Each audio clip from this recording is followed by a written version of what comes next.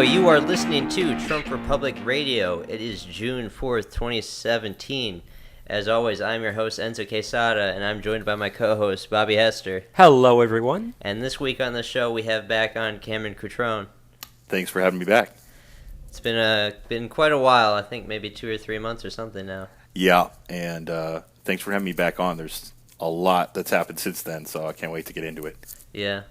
Before I just ask all how your week has been, I want to make sure everyone knows that we could definitely use more iTunes reviews. I always have to stress on these shows. I haven't checked how many we have at the moment. I know we had 2 last time I checked, but after every single time we get a new review, you can see the downloads go up on our iTunes. Just watching the analytics and stuff, it's the most helpful thing you can do with the show. Are there any other things that we need to mention, or where we're located? Oh yeah. We did the show to San Marcos, Texas. Oh, but I was going to say I thought it was South Covfefe. Covfefe. But yeah, how's your week been, y'all? Anything special, Bobby? Well, a mutual friend of ours had a birthday earlier this week, so yesterday some friends of ours that are friends of his, we went floating on the San Marcos River yesterday, and it took us about 3 hours to do, and it started raining while we were there. It was still fun even though it rained? Oh, it was fantastic even though it rained. Just laying there completely exposed to the rain that's falling down. And we saw a water moccasin on the side banks, and we kept floating towards the banks, and it was kind of scary, but Is that like a snake? Yeah, it's a snake. Big old 6 foot long looking snake. Oh god. But yeah, it was a bunch of fun, and then we went out to dinner, and that's what I did yesterday. So I had fun. Cameron, what have you been up to this past week? Winding down a really, really challenging school year, and got to see some music yesterday. And we did the same thing. The rain came, and we did not hide from it because it was a wonderful departure from the super, super hot weather. So, yeah, definitely stood out in the rain and enjoyed some good music yesterday. And excited about what we're planning coming up in the next week here with the Hill Country Young Republicans. So I don't want to get too much into that now. We'll talk about it later. Yeah, absolutely. Let's keep it moving because we can get into the details later on that. Did your school year end this week?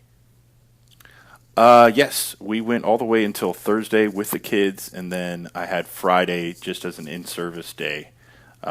Meetings, housekeeping, etc. And, it was I could say there's always an element of spring fever with the kids, but I was pleased with how smoothly it ended, for sure. That's crazy. We at Wimberley High School, we ended 3 weeks ago.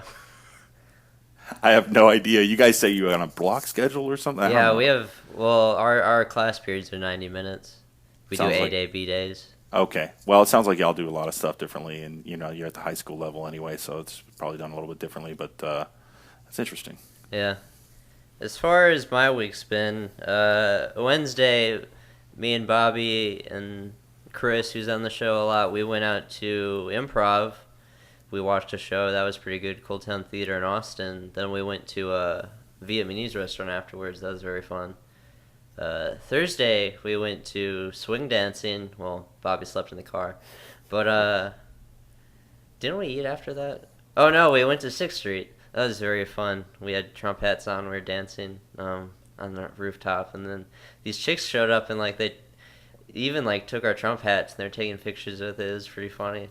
They took our Trump hats not in a bad way. They liked them. Because one of the girls even walked up to us, and she was like, yeah, make America great again. Hell yeah. There's a guy that the second place that came up to us that was just hell yeah, cool shirts. But also there was these chicks that tapped me in the shoulder while we were dancing, and she pointed at my hat and stuff. It's no, and I was get out of my face. I don't care what you think. But yesterday was my one of my brother's graduations from high school, so I went to that. That was pretty good. He goes to a very small school. My graduating class is 650. His is only 200. So. Is this up north or down here? No. He lives in Elgin, Texas. Oh, right on. So it's east of Austin, 30 minutes. Yep. But yeah, that's just been my week. Let's get into this national news though. So the first thing that we're looking to talk about is Trump announcing that we're pulling out of the Paris Climate Agreement. Do you have some stuff up on that, Bobby? Well, I first kind of want to mention why I do support pulling out of the Paris Climate I Agreement. do as well. Yeah. And one of the things that I've learned about it that I actually did not know beforehand about it was the fact that the first thing is it's almost completely unable to be enforced. Oh no, it started playing video.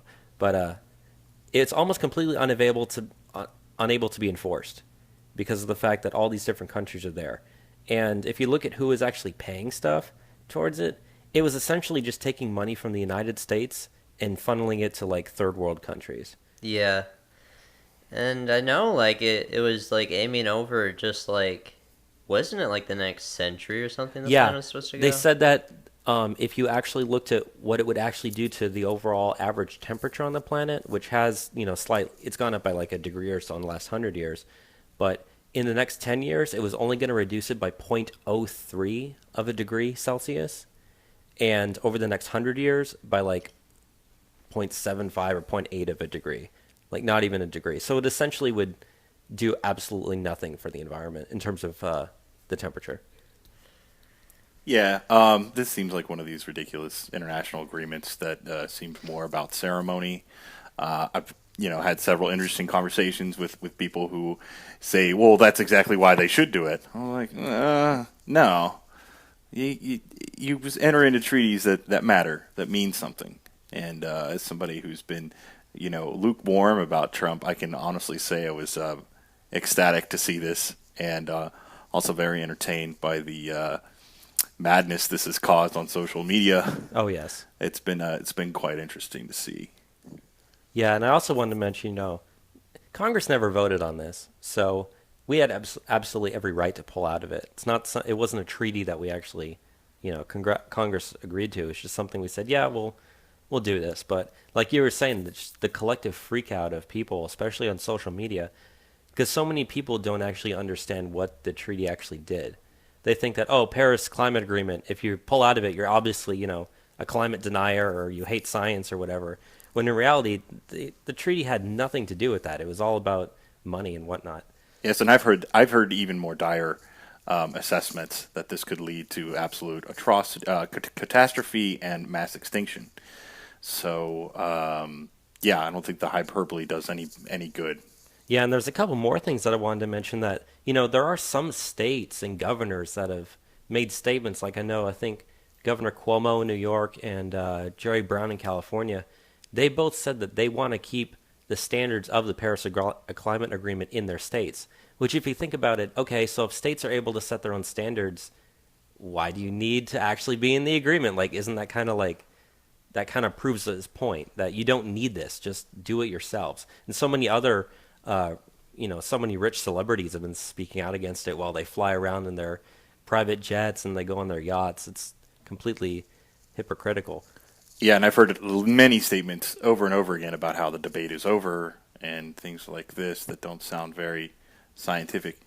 I also have to say that it was tough to see Bill Peduto, the mayor of Pittsburgh, where I'm from, really on his high horse about this.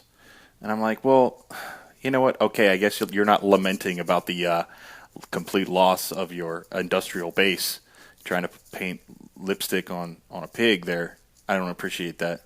I just think they moved those things away. They moved the industry away, and all those warehouses and all those mills are now parks, and that's great. But not a whole lot of people have the time to use those kind of things because they're just having to work really, really rough jobs that don't allow for them to have a really what provided for a middle class lifestyle in the 20th century.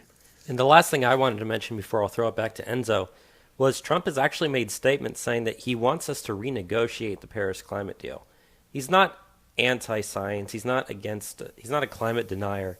He just knows that this deal was bad for the United States. He would love us to be in a deal that would, help the climate, but not this one. So hopefully we will renegotiate to a point where we can help the environment at the same time, not hurting our country in the process. Yeah.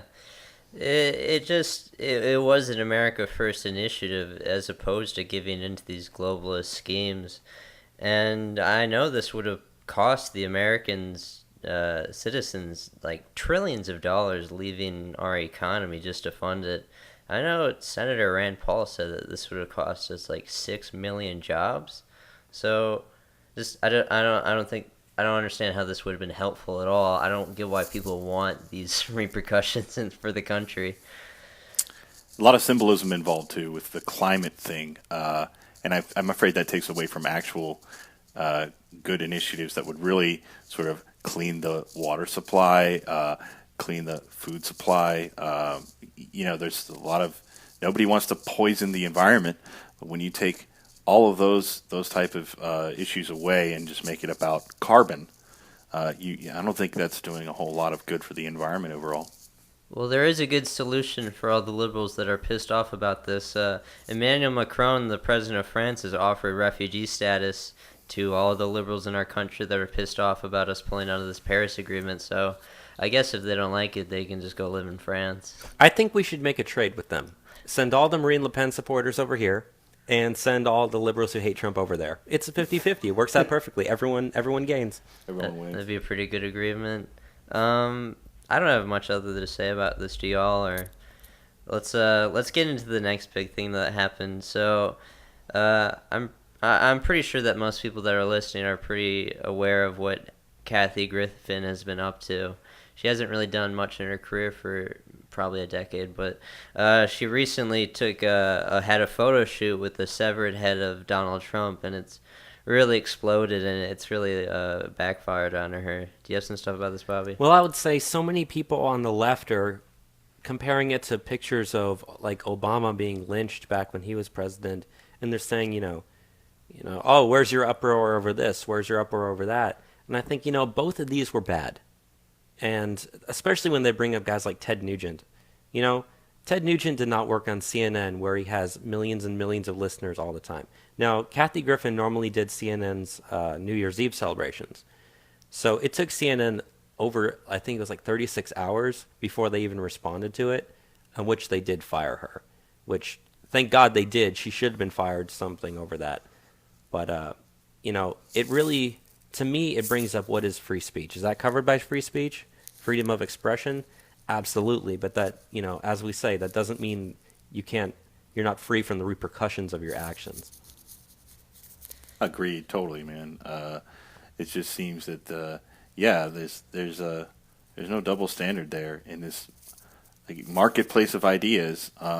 If enough people aren't buying or find it a reason to dissociate yourself from said person or company that employs them, you just have to make those decisions. And it's too bad she really screwed up a great job. She has basically the Dick Clark job, where you roll out of bed once a year and go watch the fireworks and talk about how great the year was and everything. And man, she screwed that up. And she does a lot of comedy shows across the country. And so far, I think every single one of them has canceled her events after that happened. So, like you mentioned, the marketplace of ideas, people don't like what she did, and she's facing the repercussions. But did you all see the press conference she had afterwards? Oh, yeah, it was amazing. Quote-unquote apology, where she pretty much blamed Trump for all this. She's like, oh, he's destroyed me. Blah, blah, this is all his fault. And I'm like, no, that's your fault.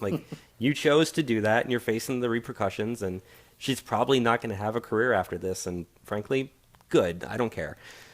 I didn't really care when it happened, but, I just thought, oh, this picture is kind of gross, but more so just because of her face than the severed head of Donald Trump. I thought Donald Trump's bloody severed head looked a lot better than her face. I was just kind of offended that she made me look at her, so. Yeah, I was not offended by it in the least. I thought it was funny that she had this look on her face that was like, this means business. I was just kind of not feeling it, but also really just don't care. One of the things that I did find kind of appalling was the fact that Barron Trump, Donald Trump's son, they said he was freaking out after it happened because he thought it was actually real. Now, keep in mind, this is an 11-year-old kid whose father's been in the spotlight for the last 2 years, and has constantly had nothing but negative press. And death threats. And death threats constantly. I can absolutely understand why this kid would think that that's actually a real photo. So I've seen so many people that just like, oh, that's BS. That's not real. But at the end of the day, people just they can't even understand it from his viewpoint. He's just an 11-year-old kid, and his dad's always being, shit upon, and he fears every single day for the safety of his father. And I just think it's kind of insensitive to blow that off. But even Kathy Griffin said that she was gonna go after Barron Trump, just towards the end of last year. It was in an article in December. And it's just like, you feel victimized even though you've openly stated you're going to go after the children of the president. It's like, you're kind of bad. I don't like you. I think she should apologize to ISIS and the cartels for this senseless act of cultural appropriation. And I was going to bring up the fact that people are comparing this to ISIS, and there's a hashtag that's going around right now that's hashtag CNN is ISIS, and it's been gaining a lot of popularity. And after Trump made the whole the Pittsburgh not Paris thing, when he was talking about his pulling out of the Paris Agreement, people had a flash mob at the White House in support of Trump, and someone was holding up a sign that said CNN is ISIS, and it was like on CNN in the background. So I didn't see this. I thought that was pretty funny. Yeah. Did you guys see the one that one cultural appropriation sort of educational poster with the all masked guy holding up a picture of Kathy and the head saying, "This is not me," or something like that? You guys need to check that out. It's hilarious. Yeah, I'll check that out. Yeah, but just kind of dumb stuff, I guess. Let's get into the stuff with Trump administration appealing the travel ban to the Supreme Court, though. Do you have stuff up on this, Bobby? Well, it's pretty much, after the Ninth Circuit and then the Fourth Circuit have both said no to it, they finally officially filed the documents to try to get it to the Supreme Court. So the Supreme Court hasn't made a decision yet on whether or not they're actually going to hear the case. They're going to hear the case. Yeah. I think that's obvious at this point. And they're going to have a decision. And their decision will firmly end it. It'll either be our side or not our side.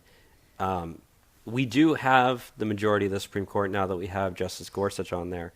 But even then, I'm still worried that someone like Justice Roberts might flip to the other side and might make it a 5-4 loss on our side. So even though it's going to the Supreme Court and we're favored to come out with it, that doesn't necessarily mean we're going to win. We probably will, which will shut up the left.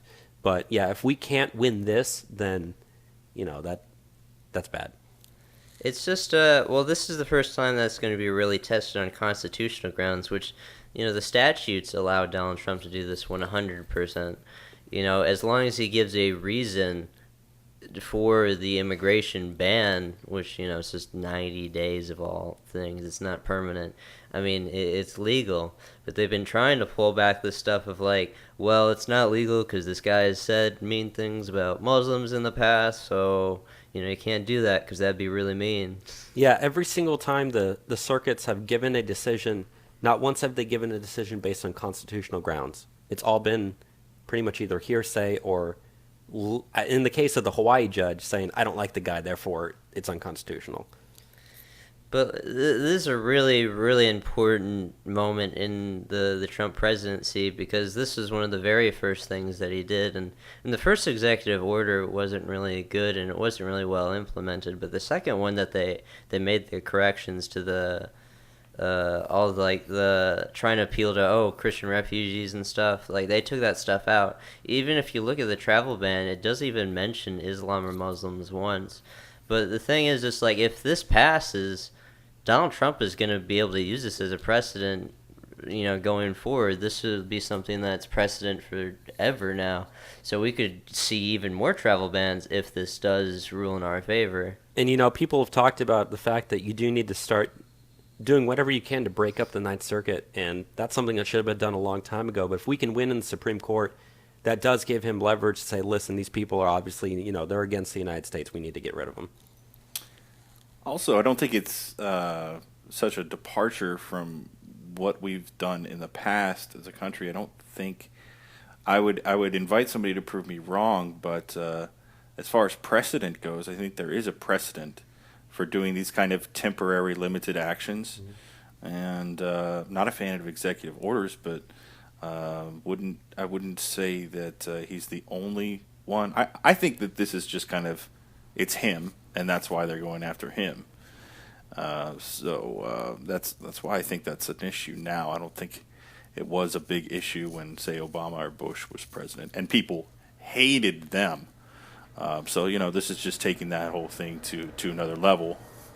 Yeah, Obama has put a temporary travel ban on Iraq.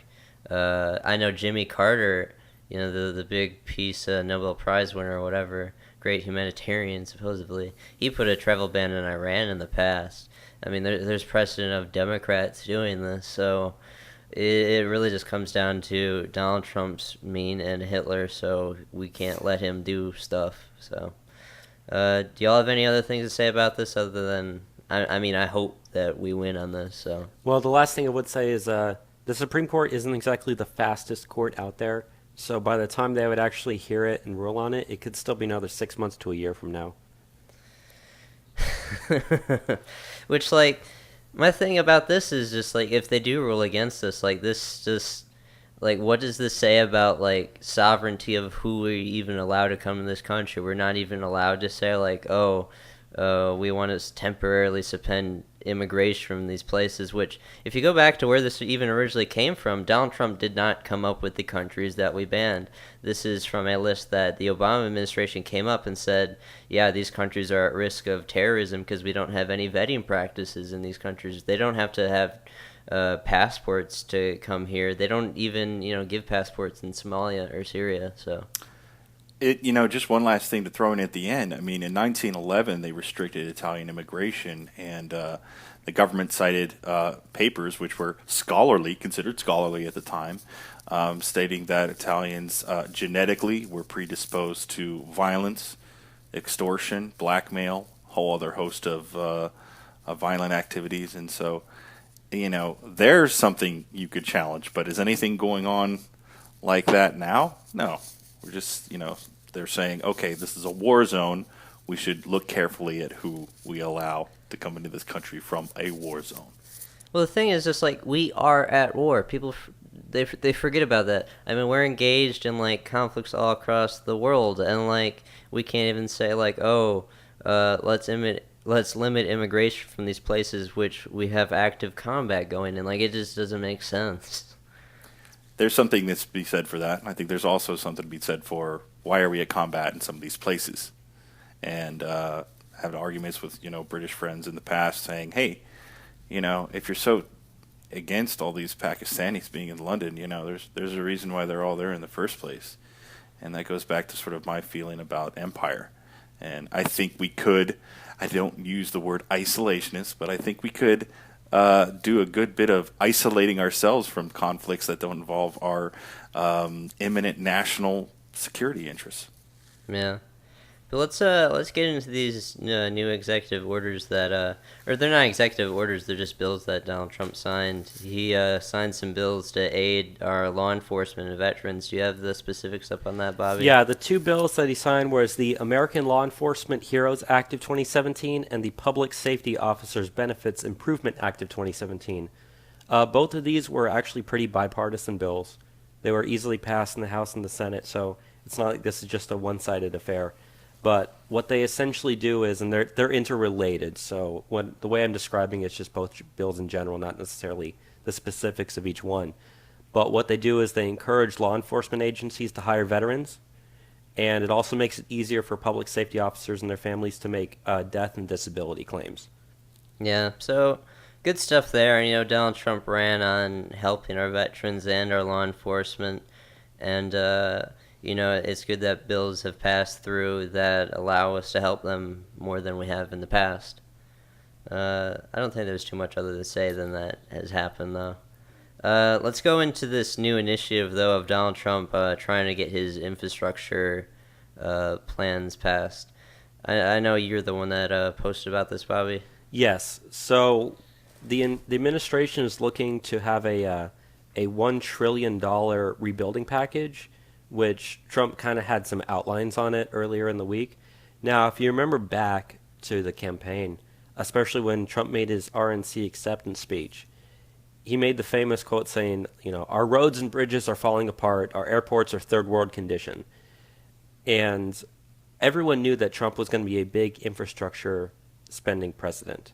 Rebuild the roads, rebuild the bridges, rebuild the dams, do stuff like that. That's part of the reason why construction companies like Caterpillar or whatnot, their stocks, even though all the stocks skyrocketed after the election, theirs weren't a lot higher than others did. They were up like 20% in a month. I know I'm kind of over-exaggerating that, but still. And part of his infrastructure effort that they laid out was to pretty much not necessarily redo, but make significant upgrades to our air traffic control system, which a lot of those systems are the same ones that we've been using since like the 90s and early 2000s. So they definitely need significant upgrades. So I'm glad that we're doing this. I know it's $1 trillion and a lot of people don't really like so much spending, but if you can get that through Congress, I think bipartisan wise, everyone likes infrastructure spending because it's just good in general the way it helps things out. But yeah, that's that. I'm glad he's trying to refocus his efforts. Going back to what he initially did under his presidency, he focused on the travel ban, and then he went into healthcare, which it just didn't seem like the time to do it, and they failed on healthcare. The first time, and now it looks like they're going to fail on it a second time, and it has put a big stink on his administration. Personally, I think he should have just focused on immigration and infrastructure, or maybe tax reform, and he needs to get some wins under his belt. It just doesn't seem like he's doing enough significant things at the moment. He has had a lot of pushback, but he also spoke about this at the address to Congress that he did, which was a great speech that had across the board great ratings. Even Democrats were saying that they liked the speech. I know during the campaign he would say, you look, we spent $3 trillion in Iraq. We could have fixed all the infrastructure in this country several times over if we didn't have to do that. And our debt is something like $20 trillion. So passing $1 trillion spending bill is not the best thing, but I do think that of all the things that you could spend money on, it's not the worst thing. I don't know. And a lot of it actually does do like rural stuff, where like pipelines and waterways that go through rural areas kind of get neglected because people like to focus on urban areas the most. So keep in mind, rural areas are the areas that voted for Trump. So they're the ones that are going to see not really the biggest part of this infrastructure bill, but a significant portion of it. So they'll be happy about that. I know growing up in rural Wisconsin, like a lot of our bridges out there and our roads were really bad. I grew up in a road that wasn't even like paved so much.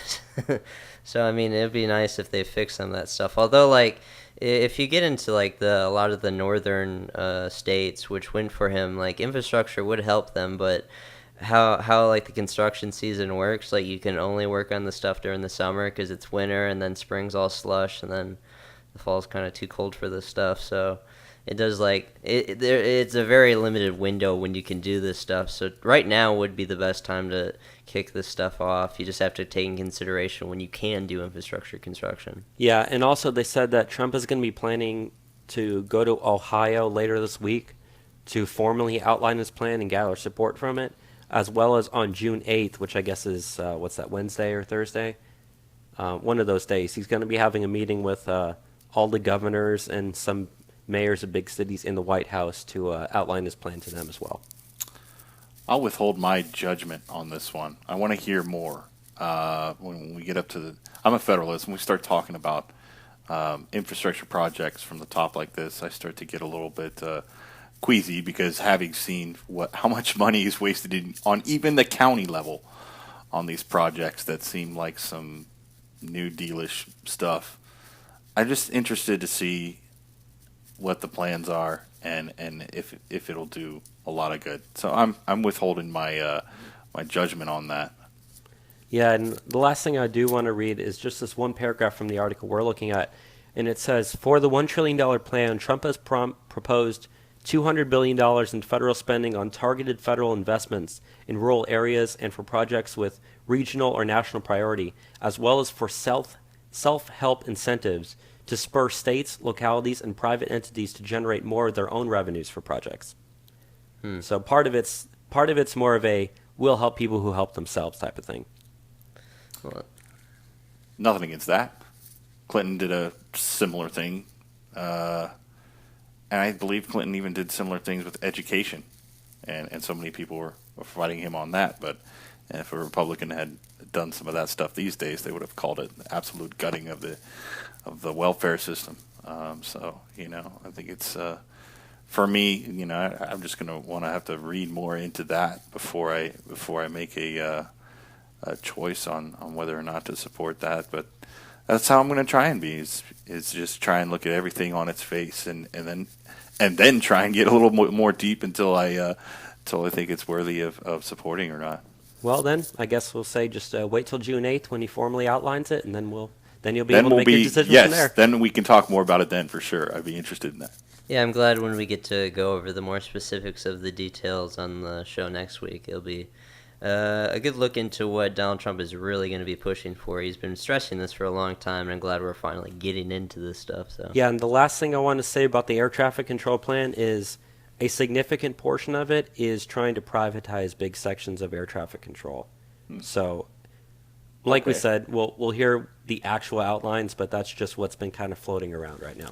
Yeah, I wouldn't close the door on that for sure.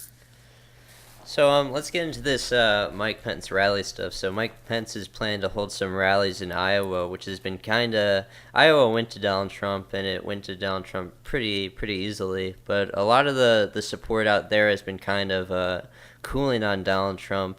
There's been so much gaslighting from the media and stuff. I don't think he's been having the worst presidency, but he's just going to kind of reaffirm the base that Donald Trump is doing some things that is good for people in Iowa. Do you have some of the specifics up on that, Bobby?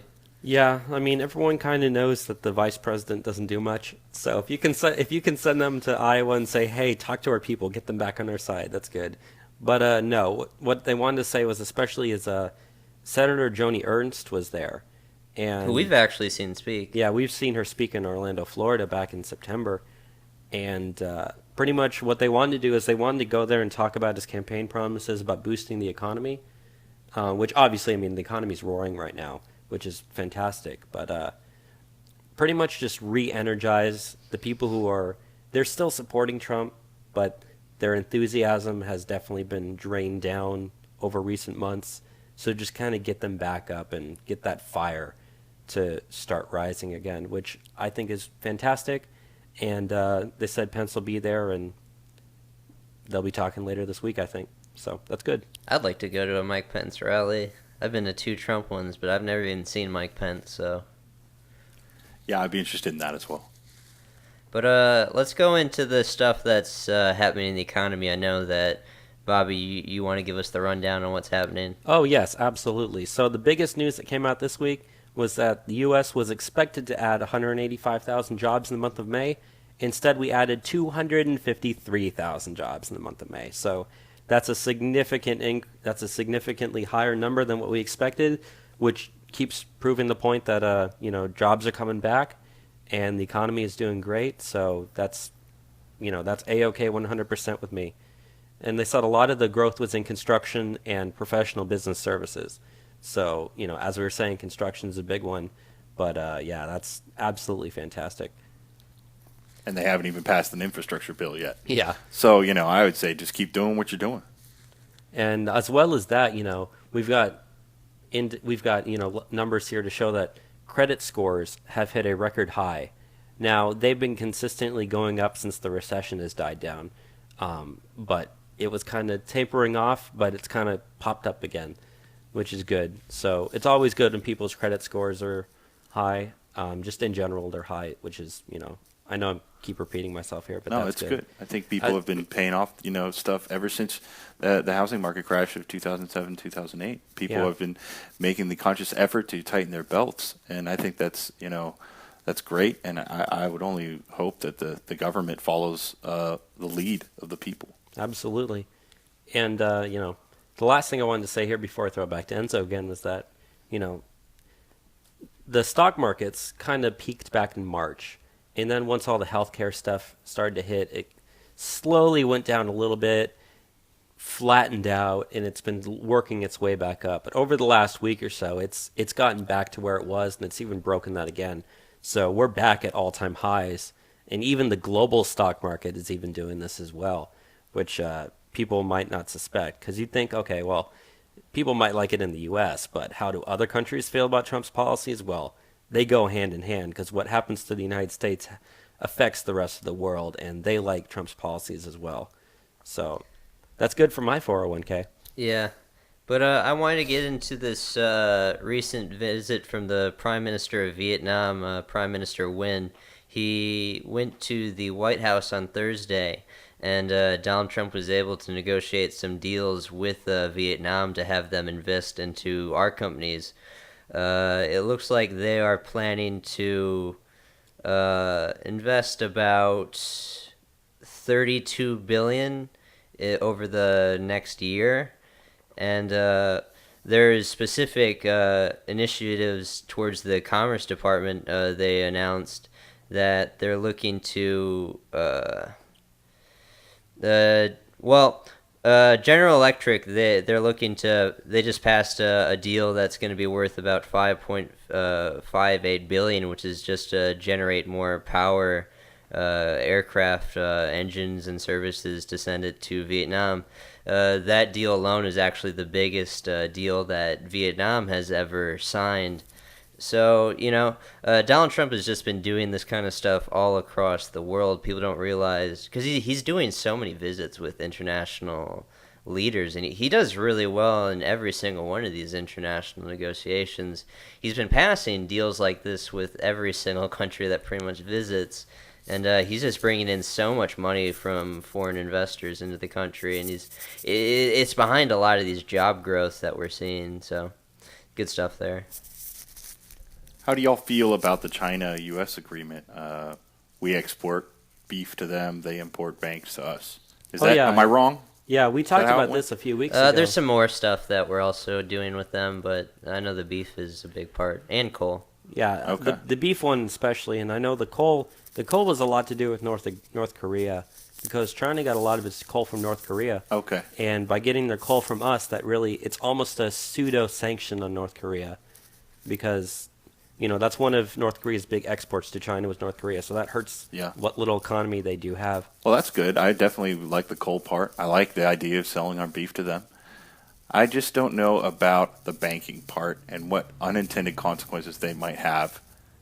And are we going to end up years down the road bailing out Chinese banks? Well, I doubt it at this point. All right. I'll take your word.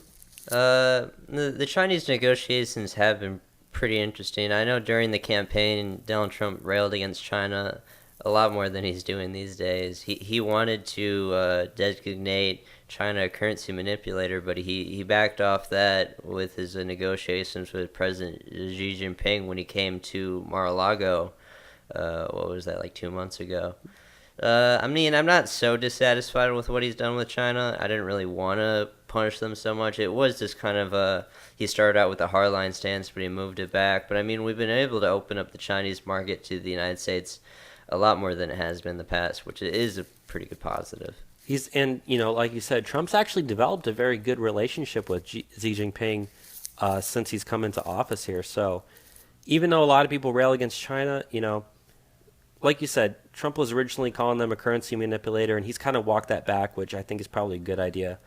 But in general, we do have a really good relationship with China right now, which will be good going forward, because you never want to have a bad relationship with the world's second largest economy when you are the world's first largest economy. So that's good in my view. Do you want to get into the rest of this economic stuff, Bobby, that you have there? Yeah, so let's move from China to Illinois. So I don't want to move to Illinois. Oh, definitely not. But Standard & Poor's and Moody's have downgraded Illinois to near junk status for their bonds, which is the step above junk status. And you don't want to have junk status bonds. I know we've talked about how South Africa was just downgraded to junk status. Yeah, which Simon talked about on our midweek show. Yeah. Simon, if you haven't listened to the midweek show with Simon Roach of the Sadelanders, I definitely recommend it. He's the biggest guest that we've had on, but ever since being downgraded to junk status in South Africa, the entire economy has collapsed there, which is they're about to get junk status in Illinois, so not so good. That's really sad to read about. Never thought I would see South Africa kind of semi going the way of Zimbabwe. Am I wrong? It's very similar with what happened in Zimbabwe, and the politicians are talking very in the similar ways. I mean, President Zuma has said that all whites need to give up all their land that they hold by about sometime in September, just to give to blacks. But let's go back to right. for a second. Right. No. Hold on. I don't want to. Yeah. Hold up. Yeah. That did happen in Zimbabwe. Yeah, that did happen. And did not go well. No, not at that all. went very poorly. And as a consequence, made the plight of black people in Zimbabwe even worse. So, yeah, it's just, I would hate to see South Africa go that way. Well, it looks like that's what's happening in Illinois, too. Sorry, we got way off Illinois. My bad. Topic, but no racial civil war in Illinois, but... Well, I mean, sort of. Anyways. It's not like Chicago has like one of the highest murder rates in the country, but we'll get past that. Anyways, but yeah, the entire reason they did that is because of the fact that their legislature cannot agree on a budget. In fact, Illinois hasn't had a full year budget in place for the past 2 years, and they said that it doesn't look like they're going to have it for another year or so. Anyways, they got a big political stalemate that's going on. No sides ending, but the fact that it's been downgraded to one step above junk status, that's the lowest ranking on record for any U.S. state ever. That's something else. I grew up in Wisconsin. We always hated Illinois. We had a lot of choice in our epithets that we'd call them, flatlanders and fibs, which I don't need to get into what fib stands for, but... Well, anyways... they're not very good with running their own state, and, I wouldn't expect them to, because they're from Illinois, so... I mean, people view Illinois as a really blue state. I was doing my own research earlier. It's not actually. Yeah, if you take out Cook County, which is the county that Chicago is in, Trump wins the state by 7 points. But when you include Cook County, he loses the state by like 15. Yeah. It's only Chicago that keeps it a solid blue state. Chicago's getting bad. Yeah. You guys ever seen pictures of Rod Blagojevich, their old governor? Yeah. Man, he had a head of hair on him. He had like Rick Perry hair. Do you want to get into some of this retail and brick and mortar stuff? Yes, I do. We'll talk about these. So there's one thing that was coming out that said that over 1,000 retail stores closed in the last week. And a lot of those, keep in mind, a lot of those were luxury retailers. It was over 1,000. Yeah.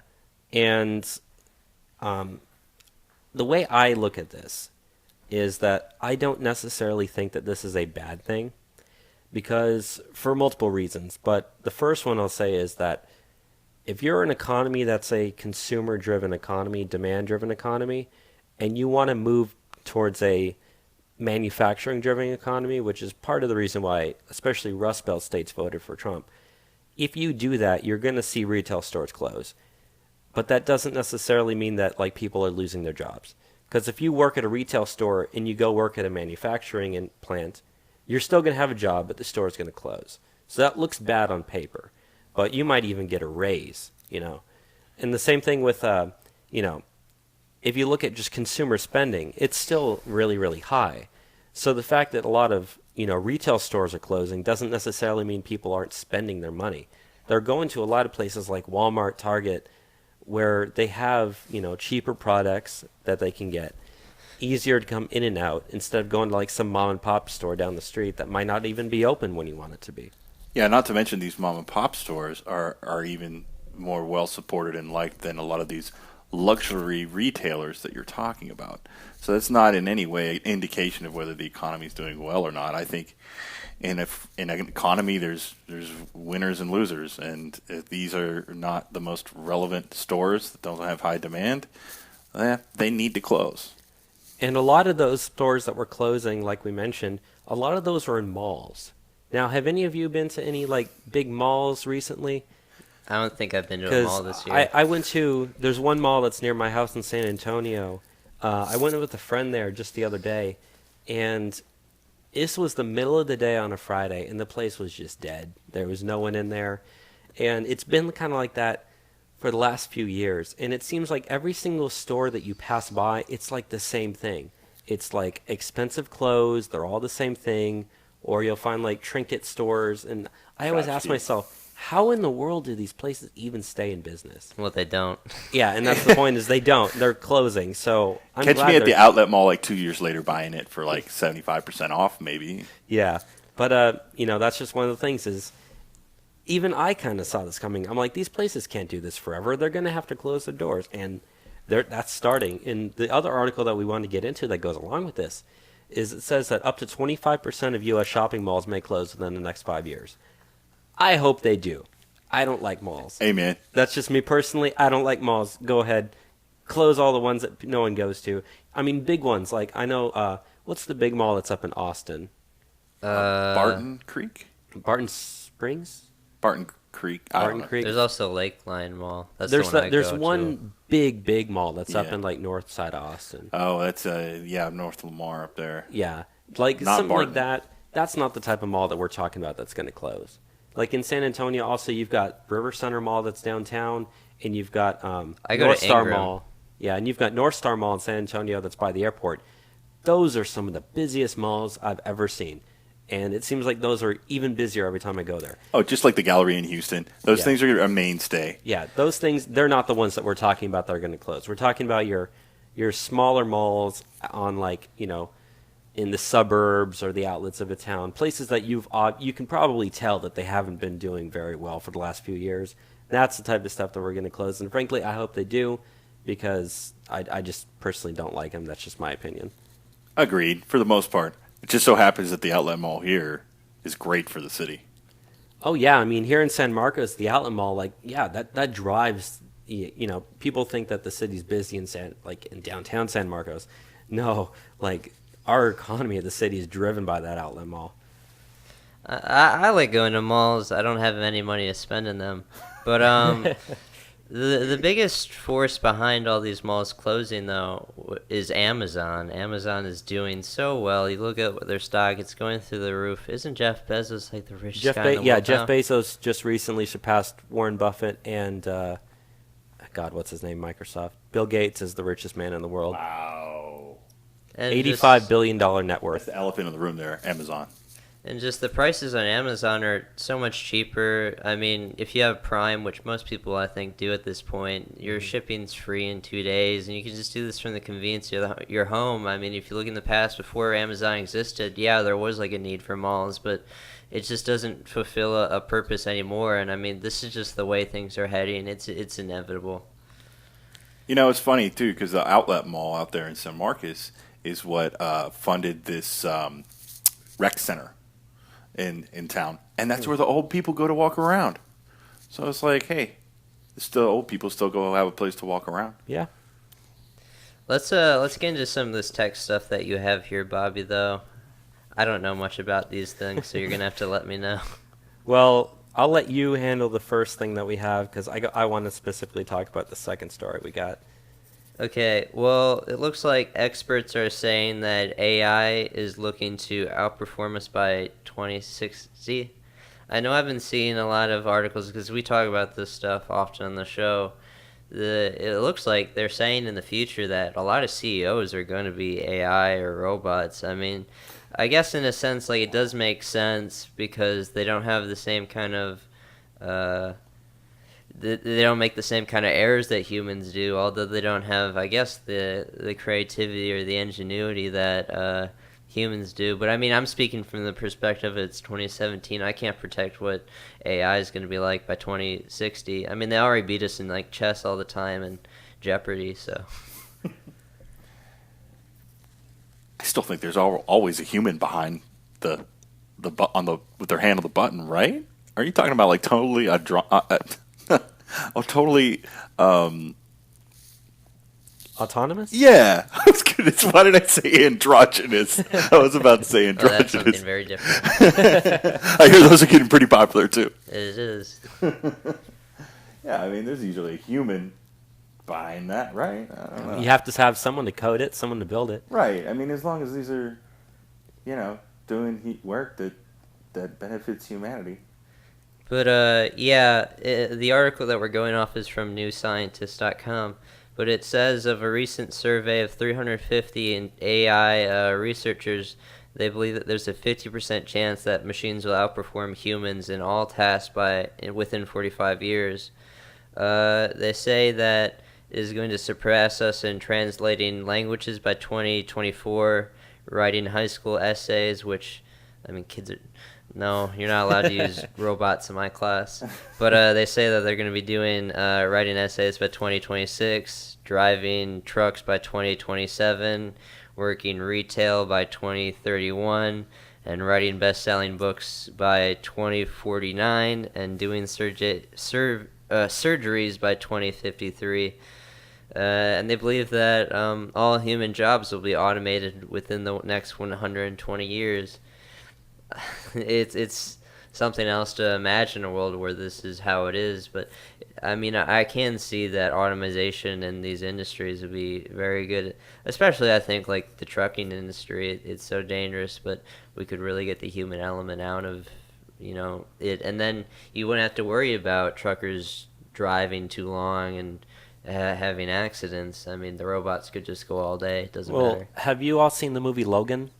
No. With the Wolverine movie that came out earlier this year? There's a scene where they're driving down the highway and they got these auto trucks. And it's pretty much just the back of like semi-trucks that we have now, but it's just driving itself down the highway. And that movie takes place in 2029, which is like 12 years from now. And I think it correctly kind of predicts how, trucks and cars can just drive themselves down the highway and, like you said, you don't got to worry about getting tired or anything. As far as what I'm imagining, it's hard to see a middle road to take here, because part of me sees all of these starving humans, and then another part of me envisions all the humans inventing and writing and enjoying life, and I just can't tell if it's going to serve humanity or enslave humanity. Yeah, but just to close it out here, the article ends off with parts of intelligence, though, such as emotional intelligence, will always be beyond the recognition of AI, just because they can't have that human part of them. But they say it'll be interesting if AI will be able to surpass humans in the arts or being movie critics, which I don't know. Art's so subjective. Maybe they will do better stuff than us, but hopefully not, because I work in the art field. So. Well, have you seen what that computer program did with Rembrandt's portrait? It was incredible. It learned Rembrandt's style and did a painting in the style of Rembrandt. Wow. It was incredible. As long as they can't teach theater, I mean, I'm fine with whatever you do. Well, robots won't be able to tell kids to get off their phone as well as I do. Well, the next robot we're going to talk about will be able to tell kids to get off their phone. Oh no, Bobby, you just because the first robotic cop has joined the Dubai police. Oh, okay, yes. Get off your phones on the road, not in class. Yes, and they say that it's the first in the unit that aims to make up a quarter of their police force by 2030. That's insane. Now, this robot, it stood at attention in front of the Burj Khalifa, which is currently the world's tallest building until the Kingdom Tower is finished in Saudi Arabia. But they said that a lot of passersby just like stood next to it and took selfies because it's just sitting there. Now, it doesn't look like a human, even though it's kind of got like two arm-like things, but it's got like a police cap and it moves on wheels. And they said it's got a computer touchscreen on its chest that people can use to report crimes and inquire about speeding tickets. So they said they're going to start sticking these things at tourist spots, and it's equipped with a camera, and that's able to transmit live images to an operations room, so that people can like just kind of the police can sit in front of a computer and control the robot instead of actually being out there. Is the robot armed? No, it's not. I see. It will be someday. Someday they will be, but this one's more of a it's more for show at a tourist location. I got you. But they're just testing it out to see how it works. But they do want to have at least a quarter of their police force. Because imagine if you walk up to a police officer and be like, "Hey, I saw something bad happening over there." You can just walk up to the robot and be like, "Tap tap tap," on the computer screen, and then that'll send a signal, and then they'll be able to catch the bad guys. So I don't know. That's just speculation, but well, the robot cop doesn't have to worry about getting shot because it doesn't care about its existence yet. But the thing is, though, is this is in Dubai, so does it have to recharge 5 times a day? Maybe they could just put solar panels on them out there. Okay, never mind. That was it's always sunny. Does it in Dubai. have selective hearing? Like if you report that they're exploiting Nepalese workers, the golf course community, they're going to just be like, error, does not compute. I would like to see this thing chase after a suspect. Just be moving on the wheels. Anyways, that's the future we live in. We're going to have robot cops like Chappie. But related to robotic security, you have another thing here about Intel CEO saying that self-driving cars are going to double as security cameras. Do you have some stuff about that, Yeah, Bobby? the CEO of Intel, who is Brian Kurzanich, if that's how you pronounce his name correctly. He said that if you think about it, whenever you have Amber Alerts go out, a lot of times they have a suspect's license plate. But a lot of times if you're driving down the highway, you're not going to get the Amber Alert. The person could be driving right by you, you wouldn't notice it. I don't focus on people's license plate numbers. Yeah, exactly. So imagine if you have, imagine if like 5 to 10% of all cars are driverless cars. They're going to have cameras on them because they're going to have to scan the roadway and do sensors like that. Well, if you have that tied to the Amber Alert system, then when the car goes by, it just automatically scans every license plate to begin with, which, that might be a bad idea. But if it can see, boom, that's the car we're talking about, automatically send a signal out saying, hey, we got the location of where this person's at. In that regard, I think that's probably a very, very good idea, even though there are pretty big concerns about privacy. But pretty much he was saying that self-driving cars will double as security cameras for police force at the same time. Yeah, I don't have anything else to say on that. Cameron, do you have anything? I just want to channel Alex Jones and be like, we've got to win for humanity. We can't be slaves. There, I'm done with my Alex Jones for the day. That was a good impression. I kind of want to skip this next thing that you have here, Bobby, if that's good. I kind of want to get into immigration. Yeah, let's do it. So, immigration has definitely been very fun this week. Starting off with Matt Rinaldi. So here at the Capitol in Texas, in Austin, they're having it was just a hearing on SB4, but SB4 has already passed. There was some protests amongst these like illegal alien rights groups or whatever, and they were making a big commotion, the peanut gallery, the big rotunda area of the Capitol. But Matt Rinaldi saw them having signs that saying like illegal and here to stay, and like they're doing chants saying that like we're here to stay. So he called ICE and like they cleared out. But who is the guy that went to go fight him? It was one of the Democrats in the Texas House of Representatives. It was some sort of like Hispanic Democrat that was just like, oh, you're being racist. He did it because they're brown, even though he saw that like they were saying that they're illegals. Yeah, and have you seen the video of it? Like right after he did it, like they just stormed him. There's like 4 or 5 Democrat House of Representative dudes that just like ran over to him and started yelling at him and whatnot. Oh yeah, there was one of them that was like, "I'll catch you outside at your car." Yeah, and Rinaldi was like, "Hey, if you guys try to hurt me, I'm going to shoot you." I put a bullet and they were in your like, head "Oh my if you God, mess he's with me." threatening their lives." I'm like, "No, they're threatening his life," But I read the New York Times article on this, and like the article just says at the top like Texas lawmaker threatens to put bullet in their lawmaker's head. Like they brush over the fact that he didn't even like start the altercation or anything. It's too easy for New York Times. They just they have a cartoonish view of what goes on down here, and they're probably just like high noon standoff at the Texas Capitol, gunslingers or something. Now, if you, one of the things about freedom of speech and the freedom of protest is one of the things that's just completely, everyone agrees to is that if you are disrupting legislative sessions, then you're not allowed to protest on Capitol grounds. That's like that with every state, including in D.C. And they said that in the past, people have got in the peanut gallery just started standing up and shouting to the point where people on the floor couldn't even hear each other talk.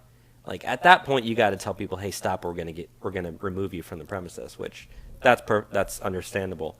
So right, it does matter where you do it too. Yeah. If you're outside on the steps, yelling whatever, I mean, you're not disrupting the house's business. Yeah, same thing. That's kind of the reason why I've talked about when people are like blocking roadways protesting. I don't think that should be covered because you're stopping people from doing they're getting home, go to work, go to the hospital, etc. But a lot of these people, they were in the actual peanut gallery around, like inside the House of Representative rooms. I mean, I've took the tour. I know where it's at. Yeah. Yeah, they're in the chamber. Yeah, a lot of them were in the chamber. That's the ones he was calling ICE on. Whereas there was probably another 100 people in the actual rotunda area.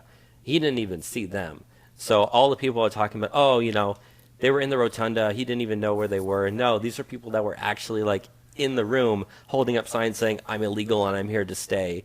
It's like, yeah, he should have called ICE. And the thing is, ICE never even showed up.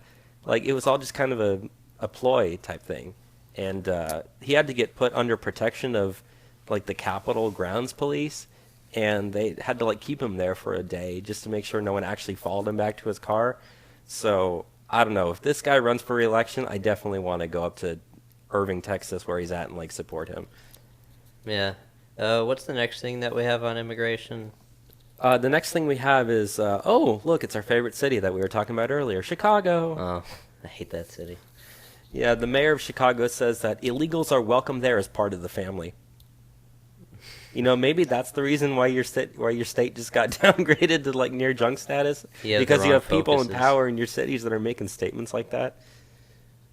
They don't look to help out the citizens of Illinois. They'd rather just worry about foreign nationals because that's the community, not the people that live there already.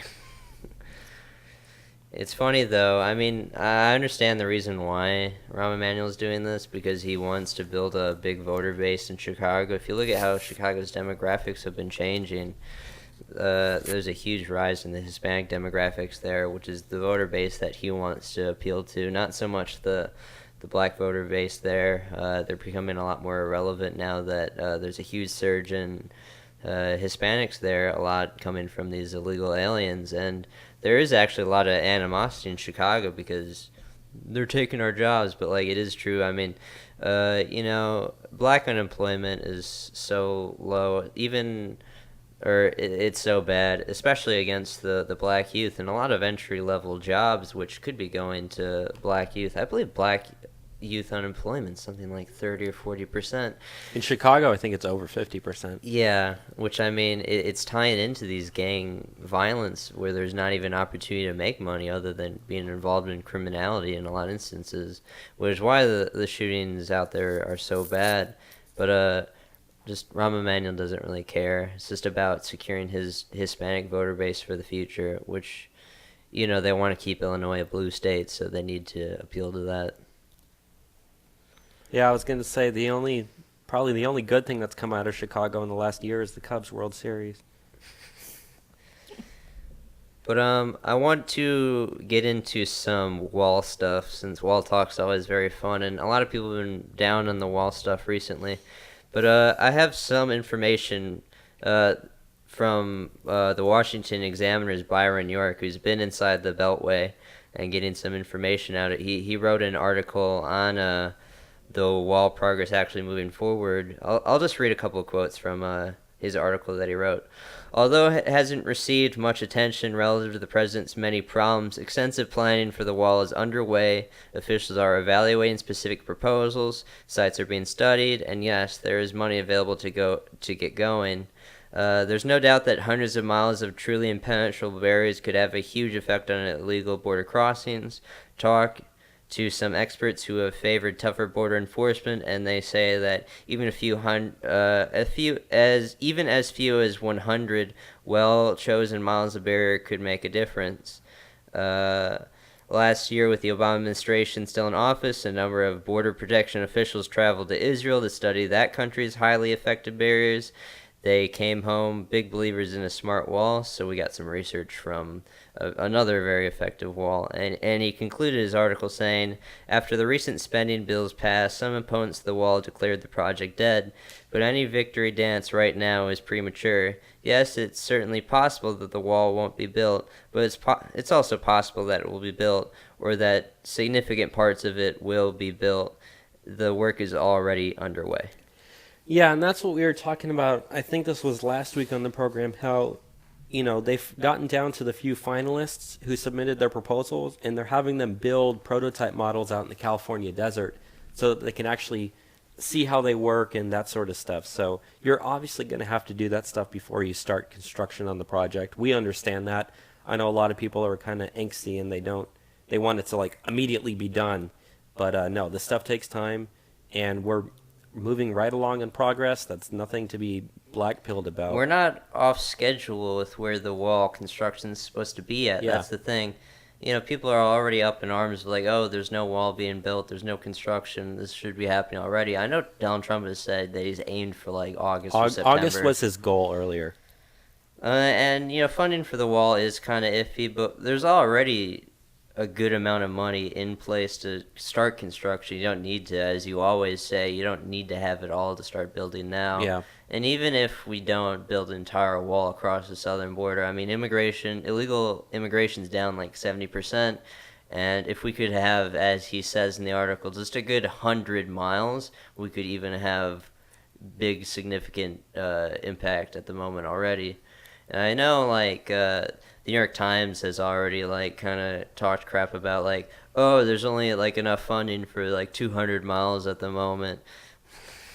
Well, then like do he it with says, the 200 miles. there's already 200 miles would do us a long way if we do it right, so.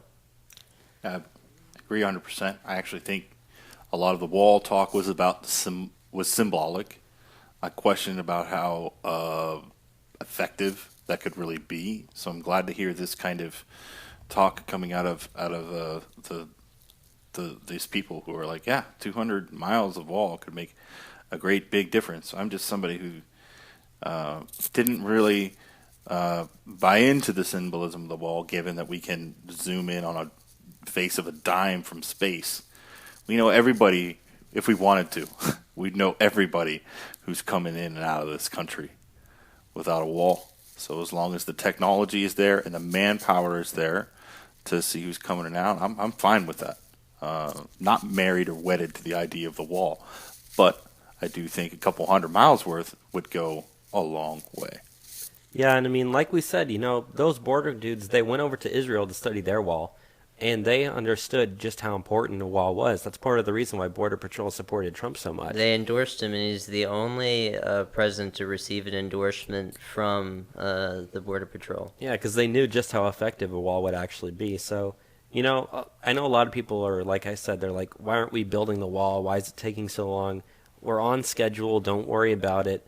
I would say if you want to be concerned about not actually starting construction, wait till January of next year.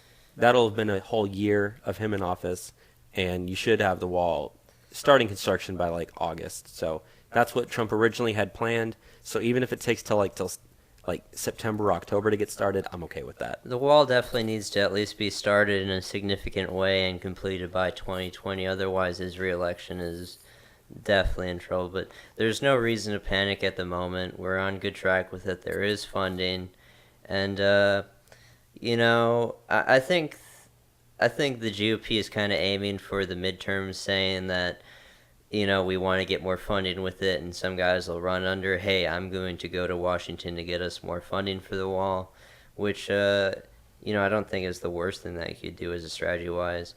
But also with this wall talk, the thing is, Donald Trump doesn't make a big deal about this because we don't want a lot of commotion around the wall. We don't want La Raza sending thousands of people out to protest the wall's construction, again, in the way that we don't want the media having daily coverage of the wall.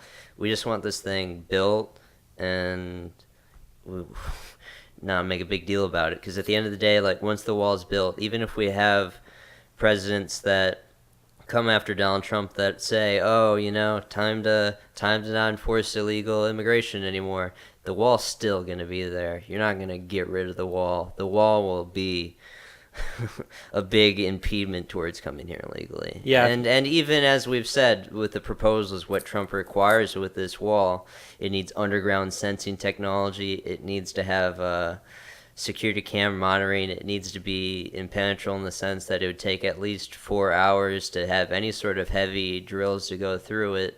And if you look at what some of these wall proposals have looked like, it's actually two walls in a sense. There's the main wall, which needs to be at least 30 feet, I believe. It has like a slick side on the Mexican side.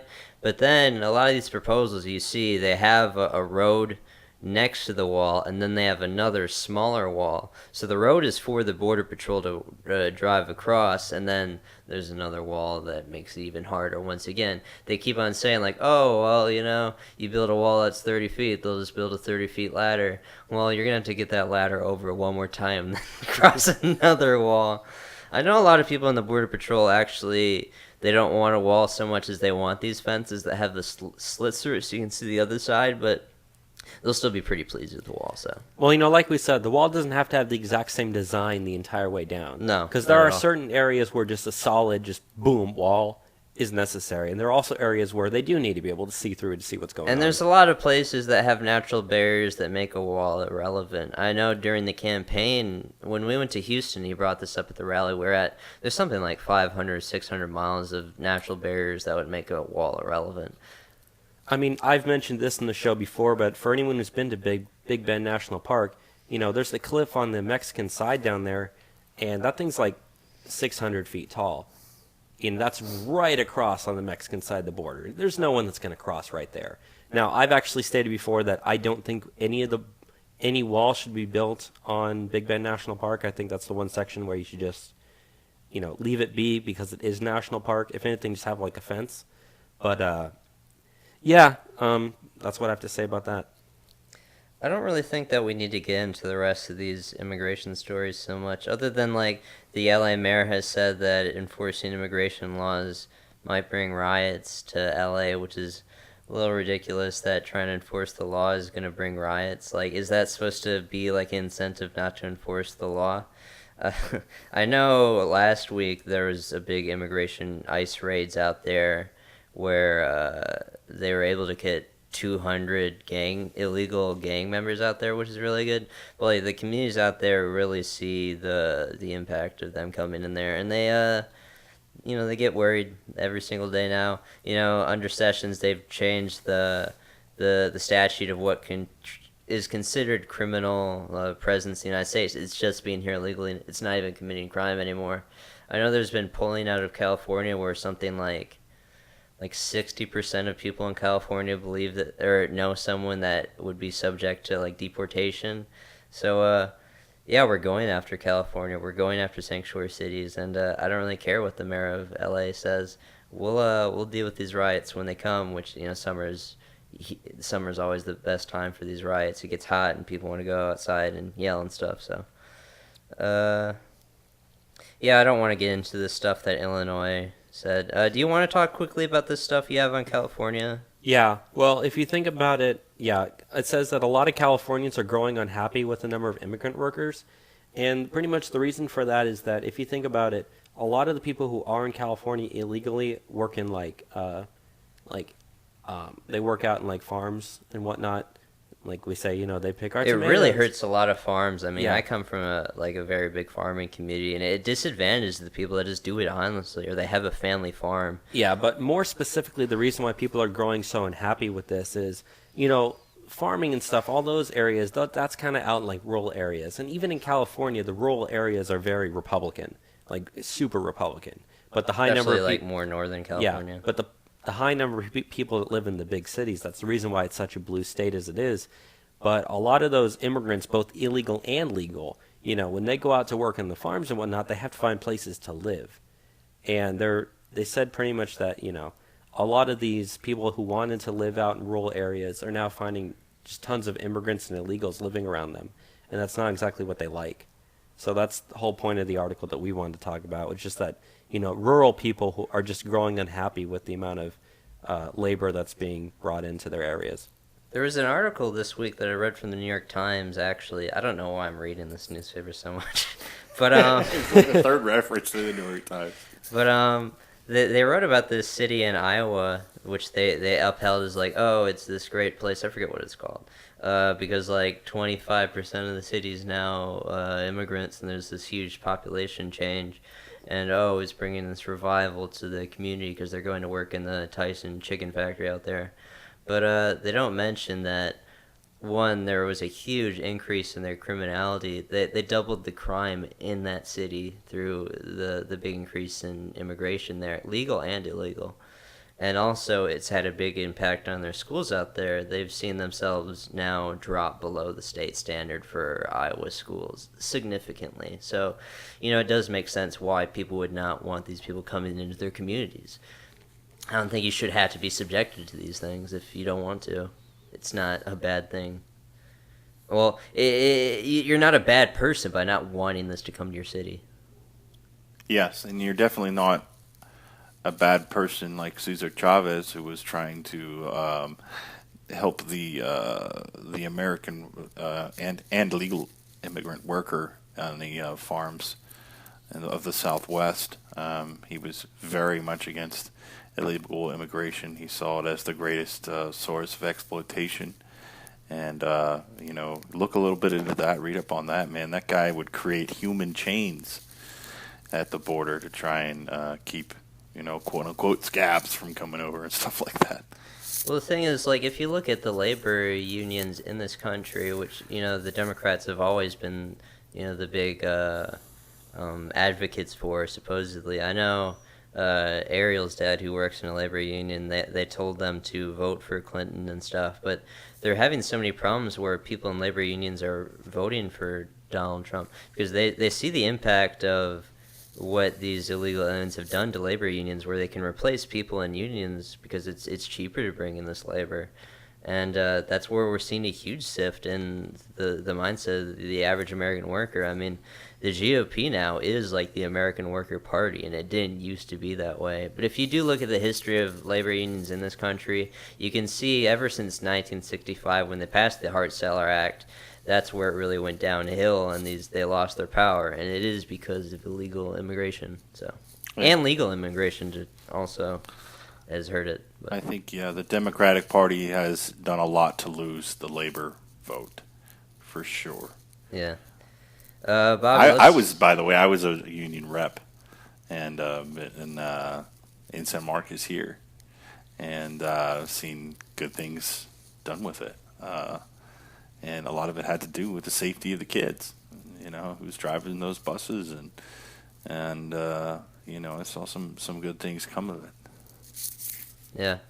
Bobby, do you want to get in the rest of the stuff that we have internet or national news for? Oh, absolutely. So let's try to go quickly through this stuff. Yeah. Though. So everyone remembers Mr. Tim Kaine, right?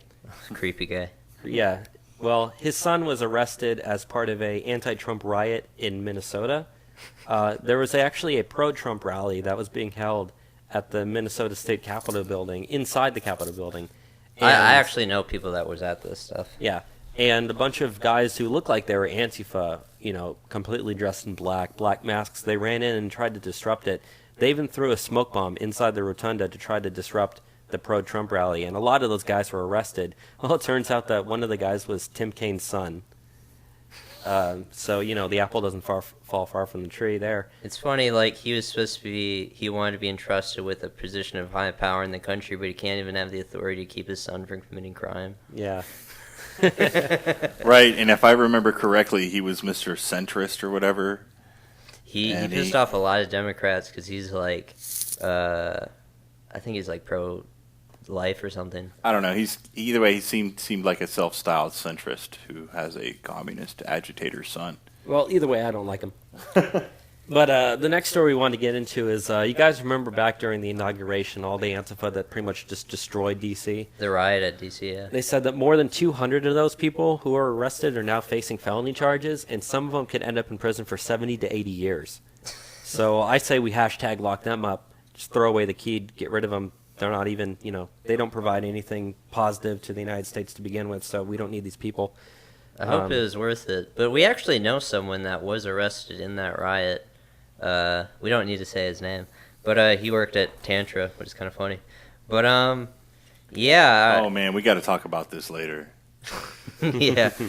But, yeah, they tried raising this big fundraiser here in San Marcos to, like, pay for his legal fees, but he had to go back to, I think he was called back to go to court in July or August in D.C. So he has to, like, take his time to go out there to potentially be sentenced to go to jail for a long time. And I know he was claiming that, like, he was just there to video record, which I actually do believe, but, I mean, I don't care if this communist goes to jail. He is, like, a self-proclaimed communist, so. Yeah, I think, it's time to start, so many people of Antifa have been getting away with just doing whatever they want, violent mischief, assault, that sort of thing. So we need to start just making an example out of them and just start giving them 50, 60, 70, 80-year sentences for just, charge them with all that in the kitchen sink and make sure that they get, That guy that got arrested that we know, or do you know who I'm talking about? I do, yes. Okay, so he once said to me on campus back in my libertarian days, he said to me, libertarianism, that's, because he was, like, working for Bobcats or Bernie or whatever at the time, and I would hang around those people. Oosh. But, he said to me, like, libertarianism, that's, mainly old white guys, and I'm like, oh, you mean like Bernie Sanders? he shut up. He had just no response. I asked him also, just like because that's the ultimate. Oh, that's the ultimate. Sin is if you're in league with old white men. Well, I specifically remember on this was on Super Tuesday. We were on campus at this one area in campus where they have like pool tables and whatnot. And these people from, I think it was the University Star, they were doing a live stream. Yeah, I got interviewing by people, and Enzo was being interviewed at the time, or I think or maybe it might have been Chris. They really didn't like me because that's Trump. But they were doing it on Periscope, so anyone could just watch it and start leaving comments. So we were standing directly behind the girl that was recording it, and we were starting to leave comments. And I said, and this was at the time where there were still a lot of people in the Republican field, where a lot of them hadn't dropped out yet. So I said, the Republican GOP candidates are very diverse. You've got, you got a black guy, you got a doctor, you got Hispanic guys, you got white guys, you got rich guys, you got middle class people. Meanwhile, the Democrat Party only has like 2 old white people. And right when that comment popped up, I looked at the face of the girl holding the phone. She called over her friend who was standing next to her and pointed at the comment, and they both had the worst, like, anger look on their face when they were reading that. I remember they asked me who, like, if Trump was the nominee. You don't question their monopoly on diversity. Oh, yeah. You don't. I remember when they asked me during that interview, just like, who do you think might be Trump's vice president if he got the nomination? I said, Maybe like Newt Gingrich or Ben Carson. The second I said Ben Carson, like this chick that was interviewing's face just got so mad. But yeah, this is a side tangent. But let's go into the stuff that you have with voter fraud here, Bobby. Yeah, so you know how the left always says that voter fraud doesn't happen? It's impossible. Yeah, obviously it doesn't happen. And because of the fact that it obviously doesn't happen, we now have evidence that over 5,000 individuals who were determined to be non-U.S. citizen. It actually says here 7,500. 7,500, my mistake.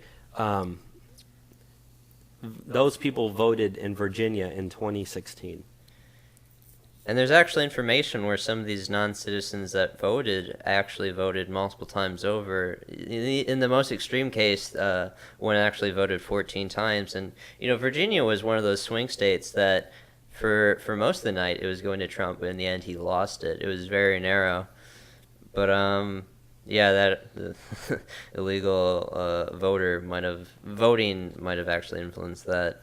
Yeah, but even if it didn't, 7,500 votes, Clinton won the state by more than 7,500 votes, but that's still enough to affect local elections. Oh yeah, most definitely. Stuff like that. And, they say all politics is local, which is true. And you can imagine what 7,500 illegal votes across the state can do to local elections that are decided by just a few votes at a time.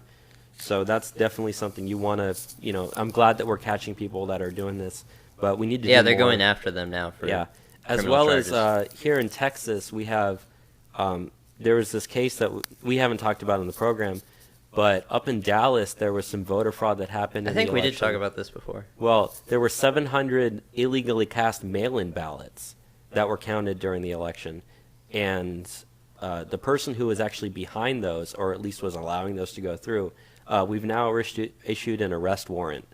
So we're finally actually starting to, at least here in Texas, arrest people who are committing voter fraud, which is definitely something that's good to do. That needs to happen here in Hays County. Mm-hmm. I would say 1,800, votes. It's just We might have a different mayor if they did it correctly. there would have been. I think that would have swayed a couple races if we had gotten those 1,800 votes in the county election. No, it happens across the board everywhere, and that's one of the big things that Mike Pence is working on. Was it an executive order that Donald Trump did to look into voter fraud? I believe Yeah, it and was. Mike Pence was heading up the team, and they're going to report their findings back in like June of next year, I think. Yeah, So I think they're going to find a lot of evidence really for that, and Oh, yeah. if that does happen, we could probably get a purge of the voter registration. Would be nice, and we could actually implement maybe some like national IDs for voting, which would be really cool. absolutely, and if you're able to do that before the 2018 midterms, that would be great. But even if you have to wait until after the midterms and get it done before 2020, that's fine. If you can do it before the midterms, though, it'll help us the most. Oh yeah. So The GOP is already set to expand their power in the midterms as long as nothing major and bad happens. But that would definitely help. So we'll see where that goes from there. let's talk about this Clinton stuff, though. Yeah. Was it a video that she did this, or I forgot what was the context of this whining? Well, I mean, that's all she's been doing since the election got over. So yeah, it looks like Clinton is blaming everyone but herself for her loss. What were some of the things that she blamed? She's blaming Comey. She's blaming WikiLeaks. She's blaming Russians. She's blaming bad polling, which I actually happen to agree with her on that one. Facebook. She's blaming Facebook. She's blaming pretty much everyone except for herself for losing the election for her, when the fact that she was just the bad candidate Which was kind of sucks. She was the one who said those who can't accept her, those who don't honor the election are a threat to democracy. Meanwhile, she's out here not taking responsibility for her own loss, and her supporters are the ones who are thinking that Trump's illegitimate and all that stuff. A And, Russian or something. by their own definition, Democrats therefore are a threat to democracy. There, I said it. But I mean, They certainly, I mean, they're against even looking at voter fraud, as we just said. Well, Yeah. they would have to show how there were all these mysterious deaths involving the staffers who leaked information Seth Rich. regarding the fix at the DNC against Bernie, and they just don't seem to understand that is kind of a big deal. It makes a difference, and I don't think they've really internalized that has scared a lot of people away from them. Yeah, during her press conference, she says, "Look, I take responsibility for every decision I made, but that's not why I lost." Maybe the fact that you lost is because you didn't campaign in Wisconsin at all. Yeah, she didn't even that go there was once. that was a decision that you made that you should take responsibility for. It depends on what the definition of made is. Well, that just depends on what the definition of is. So is. that's another Clinton, but we'll get through that. Let's go into this stuff that's happening in Portland, though. So, in the wake of what was it, Jeremy Christian or whatever? Yes.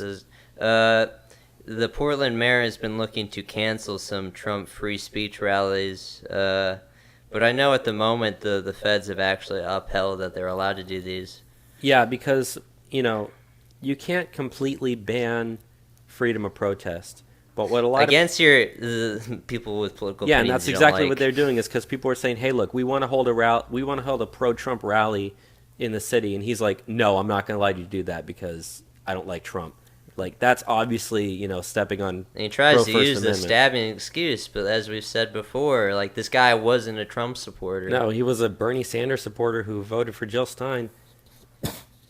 But yeah, you can't use that to ban people's right to protest, which is exactly what the guy's doing.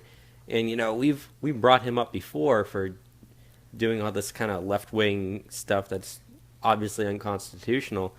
But I really don't like this guy. Yeah, he's not very good. Remember they had that float parade thing where they had to cancel the Republicans being there because the mayor said I can't guarantee the protection of these people from an Antifa group that want to attack them. Yeah. And I know they're also having this free speech rally, and I know Bay Stickman is going out, and I think it even might be today. But yeah, they're expecting a huge presence of Antifa to fight them. So really radical out there, and the mayor is completely on their side in this. So I don't think he has any problem with right-wingers getting attacked.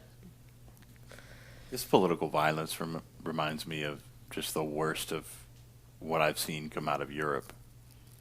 It's pathetic. Well, we're expecting this to be one of the most violent and bloody summers this country has ever seen, and you think things are bad. Nothing's gotten even started yet, but Which next time we're on the show for the Sunday show, we'll be able to talk about another encounter with Antifa, which will be pretty fun. yeah. So look forward to that. We'll probably do a whole show on that. Have some guests to talk about fighting Antifa We'll do once that again. for the Wednesday show after that. Definitely. But we'll get to the next article here that we're talking about. So Congress has issued 7 subpoena unmasking orders in the Russia probe. So do you want to talk about that, Enzo? Yeah. I don't know so much the details about it, but it looks like we're going forward more into the Russia probe, and I know that they've said that they're looking to this probe will at least take another year before we even have any results. And it's just like we don't have any evidence of any Russian collusion at this point. Well, I know that people have talked a lot about the fact that they're getting Comey back to testify. And Which, like, he's testifying on notes he takes, which is just like it's just his word against everyone else's. Like, why is that like a legitimate source? yeah, not only that, but there's the good.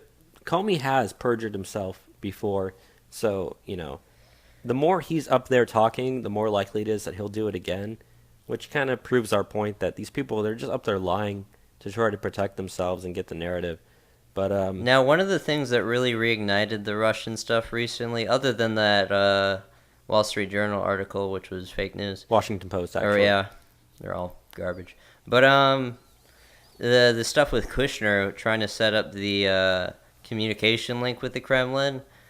But I mean, that stuff has been done plenty of times before. I mean, remember Obama doing that with Iran? Like, this isn't, like, an unusual thing. Just the second that you bring up Russians, like, oh, now that's collusion. And, like... It's crazy. I seem to remember RFK doing that, and it saved the world from nuclear annihilation. Exactly. If I'm not mistaken. Like, we're trying to fix these relations with Russia, but, relationships with Russia are just, like, an all-time bad, as Putin has said, just because... it seems like half the country... Well, we talked about a poll last week that 60% of Americans believe that Russians are an enemy to the United States. Which is like, what has Russia ever even done to us? Well, yeah, I mean, there's all these satellite wars. I mean, they just seem to, we've been fighting over this turf here in the peripheries of Russia for a while, and everybody gets so surprised when they feel a little defensive, at least in their posture, when we want to expand NATO all the way to their borders. It's funny, something happened in the last week or so about the Prime Minister of Montenegro being kind of pushed out of the way at the, nudged out of the way at the NAFTA, at the NATO summit. Oh yeah. You remember this? When Trump Yeah, pushed him? and the first question that came to my mind was, What's this guy doing at a NATO summit? Oh, Montenegro is part of the North Atlantic Treaty Organization now. Okay, so the ship has sailed. This has been about moving up right to Russia's front door and saying, what are you going to do about it for the longest time? I mean, my belief is just the whole Russia stuff it exists just to give NATO a reason to exist, even though NATO isn't even benefiting us at the moment. I mean, Trump said to friggin' lecture these people to their faces, like, hey, if you want even NATO to exist, like, why don't you start paying your fair share? But if you look at American military-based presences around Russia, we encircle the entire country. So the idea that, like, Russia poses a threat to us, like, no, that's not true. Like, we're the one threatening them. So it's ridiculous. You know, I don't want to be enemies with Russia. I'd rather be allies, and I want to get rid of, you know, the sanctions against Russia, which if you look at the communications, which was it Matt Flynn or Michael Flynn? No, Matt Flynn was a football player. Mm-hmm. Michael Flynn, if he didn't have to get fired by Donald Trump, it looks like we would have gotten rid of those economic sanctions, just looking at the conversations he was had. And, you know, Michael Flynn did nothing wrong, so. I want us to have good relations with Russia, and the left is not allowing that to happen right now. No. So they need a boogeyman. You know, they need something to blame as opposed to their own ineptitude, which, you know, I'm fine with them doing. I don't want them to look at why they lost. I don't want them to retailer their message at all to be appealable. I mean, even people that see Russia as an enemy, they're still kind of sick of how much we have to talk about these people that just, there's no evidence that they haven't done anything to us. The more they push Russia, Russia, Russia, Russia, you know, average Americans are sick of it, and there's no evidence that there's anything happened. They haven't brought forward any evidence because there is no evidence. And like I've said, I hope they keep pushing that all the way to the midterms, because once everyone starts to run and they're, you know, what does the left have to run on right now? They got nothing. Like, we've got illegal immigration being down. We got the economy doing well. There's things that we can point to. We got jobs coming back. All they have is, but Russia, but Russia, but Russia. And, you know, unless they change their tone, they're going to lose because of that. So I frankly hope they keep it up. Let's go into the next thing, though. So Ross Ulbricht, the founder of the Silk Road, the darknet drug website, looks like he's just been given a life sentence. Which, I don't know. I'd imagine, Cameron, what's your perspective on the drug war? Point blank, it's horrible. Would you like to see full legalization? Of? All drugs? All drugs. I know so many people. I know. All my libertarian friends want that. Yeah, no. I am not as dyed-in-the-wool libertarian as you would think. I do take a pretty nuanced approach to that. What I do look at is criminal justice reform and how many people are wasting away in prisons for perhaps nonviolent drug offenses. Don't in any way condone, especially hard drug use. I would like to take the money out of the drug trade, but it's a huge can of worms, you know. But if you want to put me in a corner and say, are you for or against the drug war, I'm going to say I'm against the drug war. Yeah. I don't believe in full legalization of everything. I think marijuana is fine. I don't really care about legalizing heroin or meth. I've known plenty of people it's affected. And like my thing about that is just like people on heroin or meth. Like my roommate last year did meth, and he ended up committing a lot of crimes to, you know, get money to pay for his meth thing. Like at the end of the day, it's about protecting the people that have to live around these people, which are mainly poor people. So like you're gonna disadvantage them if you legalize it. But yeah, Ross Ulbricht, this has been going on for a while. A lot of libertarians have all been siding with him. Me, not so much. But I've never heard of this guy. Tell me a little bit about him. So, he's the guy who founded the website Silk Road, which is kind of a dark web website. It's on the darknet, that allowed people to use like bitcoins and stuff to buy any drug, any drugs, guns, body parts. Well, you couldn't buy guns on the Silk Road. It was all drugs, but. Okay. The darknet in general is kind of this network that's off the main internet. You have to use a browser like Tor to reach it, but you can buy a lot of bad stuff on the darknet. It's kind of dangerous to go on, but you can buy assassinations. You can buy fully legal, fully automatic weapons. You can buy drugs and everything. And This was the Silk Road was the biggest drug site. Now they have replacements now for that, but yeah, he was called Drudge. What was his name? Dredge Pirate Roberts. That was the name that he was going under.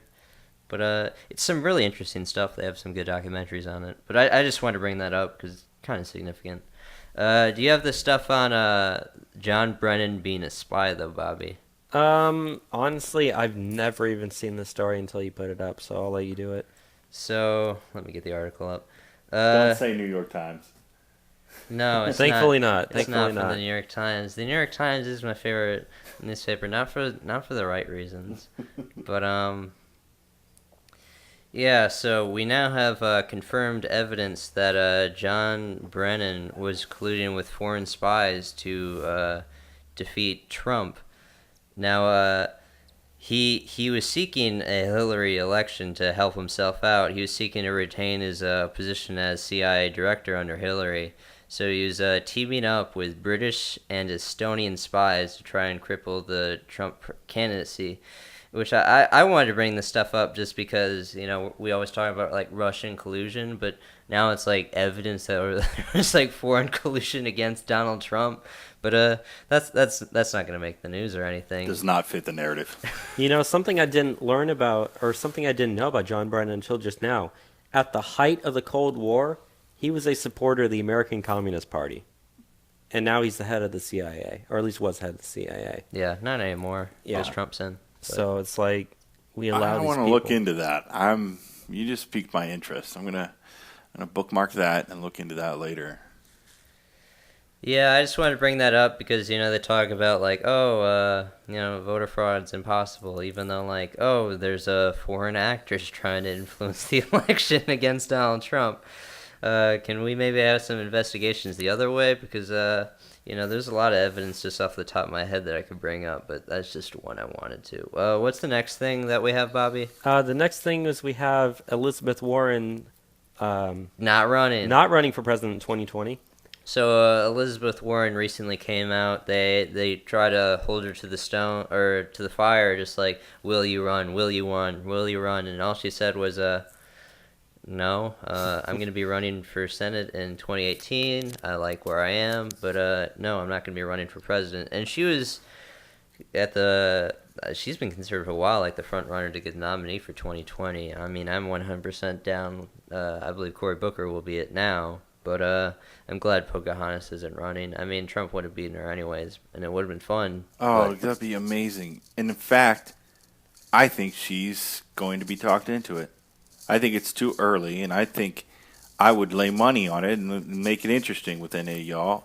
And I think she is going to, and she's just trying to play hard to get with her base. Well, the thing I think about is, you know, there are a lot of Democrats in Massachusetts who do not like her at all. A lot of people And there's don't. a good chance that she might get primaried out, and she might not even be able to run for re-election because she'll lose in the primaries. But, you know, I still have a lot of liberal strong friends that like her, though. Yeah, so unfortunately, you know, those people can't vote in Massachusetts elections. Now, the last thing I wanted to bring up before we go into current year college craziness, the segment that keeps on giving, Covfefe. Do you want to talk about Covfefe, Bobby? I know you're the love Covfefe expert. Covfefe. So Trump tweeted out earlier this week, and I have text notifications set up on my phone, so every time he tweets, I can see what happens, which is one of the best things you can do. But this was on May 30th at 11 p.m., which I guess would have been midnight in Washington, D.C. He tweets out and he says, "Despite the constant negative press, Covfefe." And that's it. And so everyone's like making fun of the fact that not only did he send out an unfinished tweet, which he sent out unfinished tweets before, but he sent an unfinished tweet with a completely made up word that doesn't make any sense. And it's become like one of the fastest growing memes of the week. Like no one knows what he's talking about. It sparked the imaginations of millions of people, including myself, who usually doesn't care about these sort of things. But, you know, like, this kind of, I wanted to bring up how this shows the divide between the right and the left. The left is trying to use this as evidence. Oh, Trump's insane. He's not mentally competent. You know, he's making up words. He's sending out tweets that aren't finished. You know, we need to impeach him now. I know Maxine Waters said he needs to be impeached because of this. Yeah. Meanwhile, everyone on the right's like, "Hey, Covfefe, Covfefe." People are making T-shirts and hats about it now, and we're embracing it. But he deleted it. He 6 deleted hours it later. 6 hours later, and then sent out a new tweet that said something along the lines of, "Whoever can figure out the meaning of Covfefe is the winner," or something like that. He's like, "I hope someone can find the true meaning of this word." Like, he knows how to play off something like that. He knows he made a mistake. He's like, "Fine, I'll make a joke out of it. It's not important. It doesn't matter." But he did this Sunday night, right? And the thing is, though, is immediately when it sent out was right at the time of, I know we're going to talk about this later, was when the bombing happened in Kabul. So my personal theory is he was probably in the process of typing it when someone came up and said, "Mr. President, we need you in the Situation Room," and he accidentally hit send. Being in that, and then going down there into the Situation Room, being talked about, he probably didn't even know he sent it until he gets out of the thing and realizes, uh-oh, everyone's freaking out on the internet about this. Must be fun to look at his Twitter feed for him. Yeah. So, But I think, this is my theory, Covfefe is actually completely genius. He did this Sunday night. If you know anything about media cycles, the media cycle begins on Monday. And so it made all the media talk about Covfefe at the beginning of the week when everyone's like the most in tune with the news. So like he covered up any sort of like Russia talk or anti-Trump talk by like making them talk about Covfefe. And like Bobby, do you remember that stuff that happened on CNN?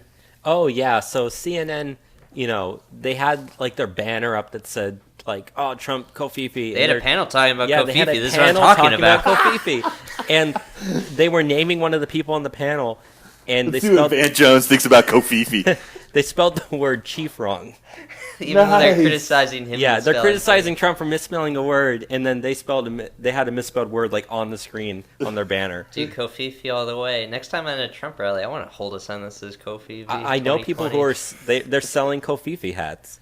Where? Like, it's like regular Trump hats. Yeah, like regular people on the internet are just making like custom hats that are just like the red Trump hats, but it just says Covfefe. Oh man. Like, that should be his tagline for 2020. Dude, I've been seeing some really good Covfefe memes. Oh yeah, Covfefe memes have been the best, but Covfefe nationalism all the way. Yeah, absolutely.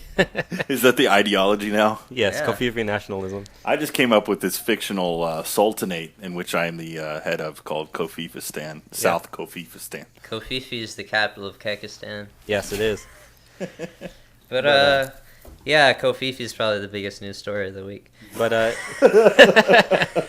no, but the last thing I wanted to say before we move on to current year college craziness is, we're gonna be at that thing next Saturday, and I do want to have a sign that says Covfefe. We got a lot of signs though. I don't Yeah, know. we're gonna have a lot of signs, but I do want a Covfefe sign, like Yeah. just because, why not? Let's get into current year college craziness though. The racist, sexist, homophobic, xenophobic. You're fucking a white male!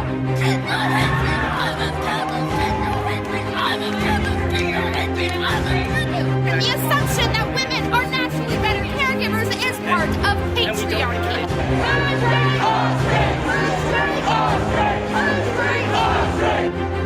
Die, cis, scum. You will not divide us. You will not divide us. You will not divide us. You will not divide us. It's time for some current year college craziness. Current year college craziness, the segment that keeps on giving, the segment that shows us the craziness of leftist politics on college campuses, because me and Bobby have great insight on this stuff because we've been dealing with it for forever now. But That pumps me up. Whatever, I'm just hanging on your every word right now. it pumps me up every single week. That's why I play it. I need one of these days I'll make segment intros for everything on the show, but that one definitely needs a segment intro. But the biggest story for current year college craziness is the stuff that's been happening out at Evergreen College, which I know we've all seen. Bobby, do you got some of the info on what's been going on there? Yes, sir, I do. So, if you haven't been aware, there's been a lot of leftist... I think we talked about this last week. We did talk about this last week, but this is expanding on what happened. So a lot of these leftist student protesters at Evergreen College there This all started, I believe, because this one professor sent an email out in response to the Day Without Whites or something like that. Yeah, they had to walk off campus. Yeah, they wanted all the white people to not come to campus for a day and a day without whites.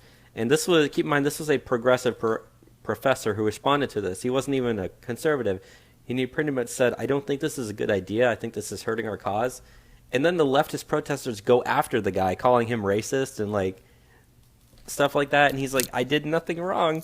And then they started just using these, all the protesters, they were showing up on campus and they were blocking people in the teacher lounge, not allowing them to leave. Yeah, they were intimidating them. I mean, they did a million things. They're all on video. Yeah. There's so much that we probably couldn't even get, we'd forget some of them.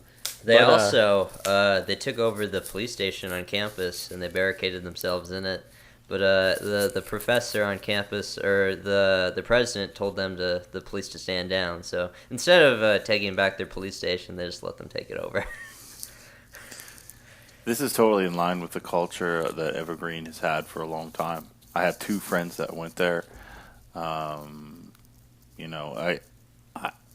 don't see them being one of these types to join in with this kind of stuff. But man, it is the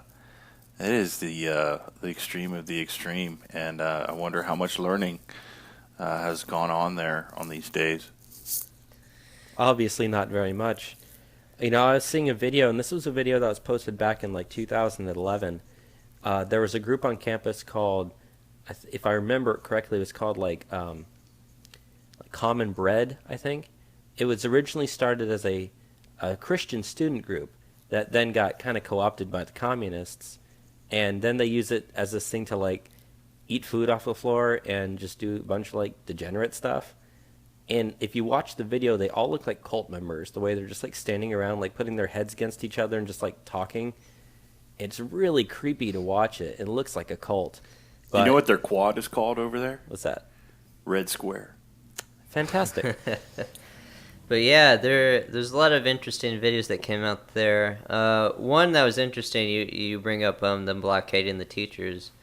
I believe as well they might have blockaded the library or somewhere professors are blockaded in, and they started dancing outside to mock them, and then they held up these posters that were just anti-white posters around them, and they had that thing where they were yelling at the Brett Weinstein, that was the guy that wrote that article. I believe that was his name. The email, not the article. Yeah, not the article. The email. They were condemning him and saying whiteness is the most violent systematic system ever exist, even though they meant systemic.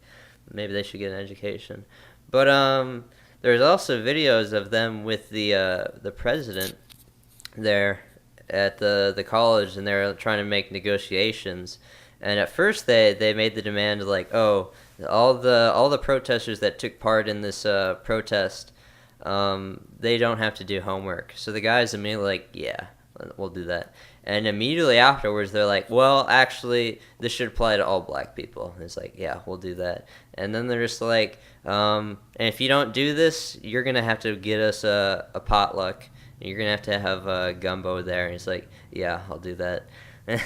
there's no pushback, and there's actually been faculty and staff at the college that have been applauding him for how he negotiated the hostage shaking. So the thought that this somehow could undo injustices that are real is insane.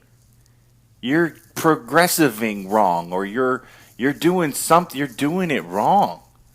This is not a way to seek justice, and this is not in a way to. This is not going to advance higher education.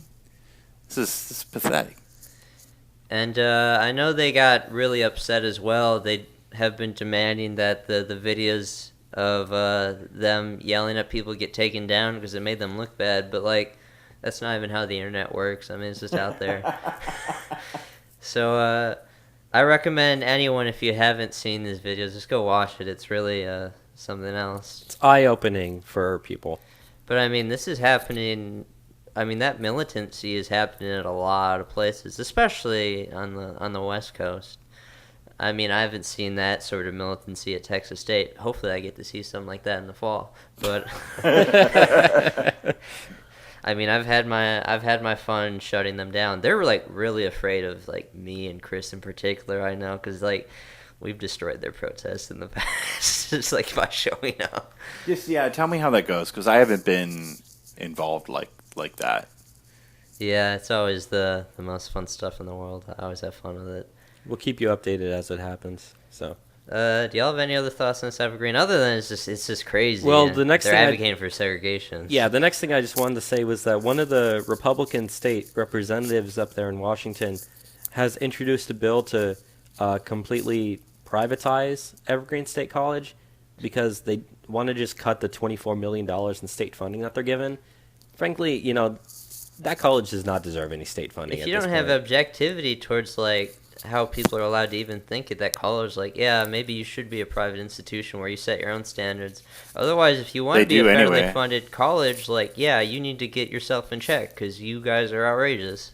They already have been. I don't think they've ever given grades. Ever given grades? No, they don't believe in giving grades. How does that even work for college? How do you get a degree? I don't know. I think it's impossible to fail. Well, that would make a lot of sense for what they're doing. But let's move on to the next story. Yeah, let's get into the next story. I'm the one that posted this up. So a group of professors at American University, which I believe we brought that up at least like once or twice on the show before. They're pretty radical school. They have taken a pledge to decolonize their curriculum and to add more minority voices and intersectional studies to their classes. Now, these people aren't just like all gender studies majors or teachers. They inhibit like a wide swath of the professors on the campus. They published an open letter earlier this month, and the professors say that their campus is hostile and dangerous towards black female students because of the stresses of living amid white supremacy and fighting for social change. Which, if you look it back, I remember there was like a month ago, there was this big push. I believe it was in the United Kingdom. They wanted to get rid of like Plato and the classics and stuff from philosophy because like that's white philosophy. So I'd imagine like decolonizing the curriculum is just if someone was like white and gave like a contribution, like it's time to take that away because that's not our story. Yeah, they said that the person who published that thing at American University, that letter, it was called Dear Sisters, and they published it in the school newspaper, The Black Print, which describes, it's a student-run newspaper that describes itself as a safe space for people of color.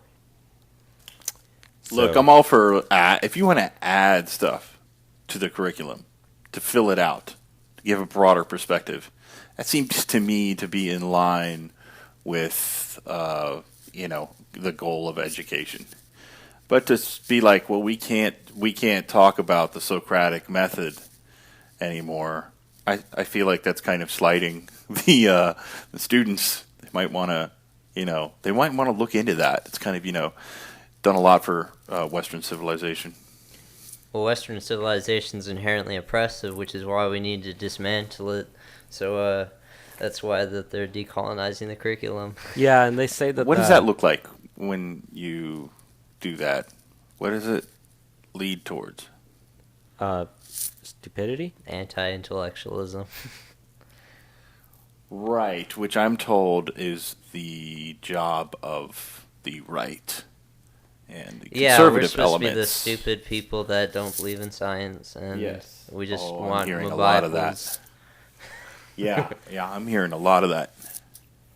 Haven't you been seeing like a lot of people like saying that like the right is like anti-intellectual and stuff?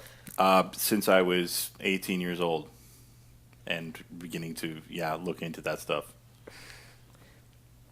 The article for the next one, the link is broken, so I'll try to refine that. Bobby, could you get into the next one that we have? The one after it? Yeah. Okay, well, a Michigan professor is claiming that Ariana Grande knows more about counterterrorism than James Mattis. Like, does anything Okay, really... that's his 15 minutes of fame right there, because I don't even think that was meant to add to any conversation of merit or substance. I think that was just, boom, look at this crazy thing I said. It's going to make a headline. Yeah, I mean, like... Because what does he say after that? What does he back that up with? He's saying that, the strategy of annihilation is sort of like fighting forest fires with gasoline hoses. In his interview, Mattis showed no interest in how ISIS arose in the first place, or how it attracted or gained the cooperation of several million Syrians, and Iraqis. And he says, simply annihilating them doesn't solve the problem, but essentially, it's about inclusion. Yeah, it's about inclusiveness, and carrying on and just living your life like it's not affecting you is the best way to do it. Like, 22 people were killed and 100-something were injured in her concert. And actually, as of right now, when I was picking up lunch before we started recording, I had the radio on. They were live streaming her charity concert that she's giving at the Manchester Arena. And that's great and all, but, we're going to get to the London attack that happened yesterday. But just simply ignoring terrorist attacks is not going to stop them from happening.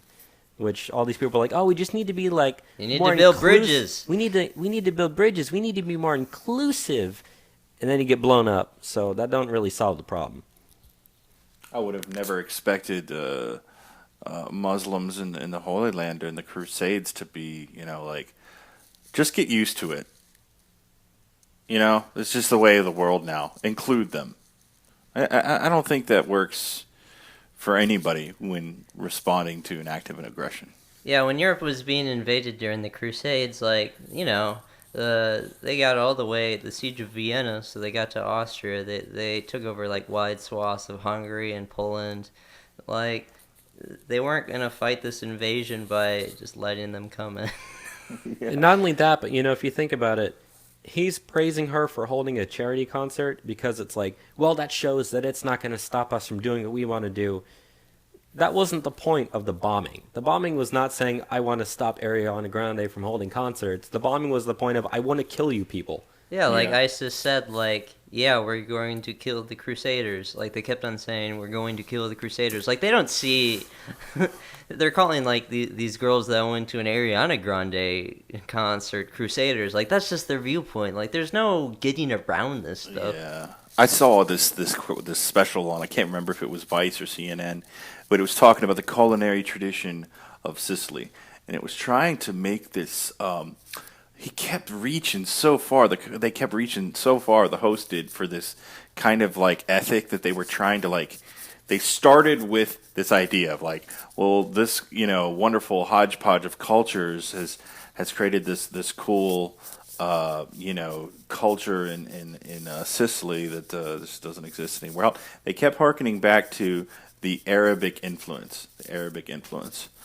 And they would be talking to the Italians like this, and they were like, "Oh yeah, because it's in the cuisine and everything, and isn't it cool, the peaceful coexistence of cultures and everything?" And almost every single the look on a lot of the people's faces was hilarious. And of course, I'm sure they cut or edited this, but the look was no, they came here to rape us and destroy us.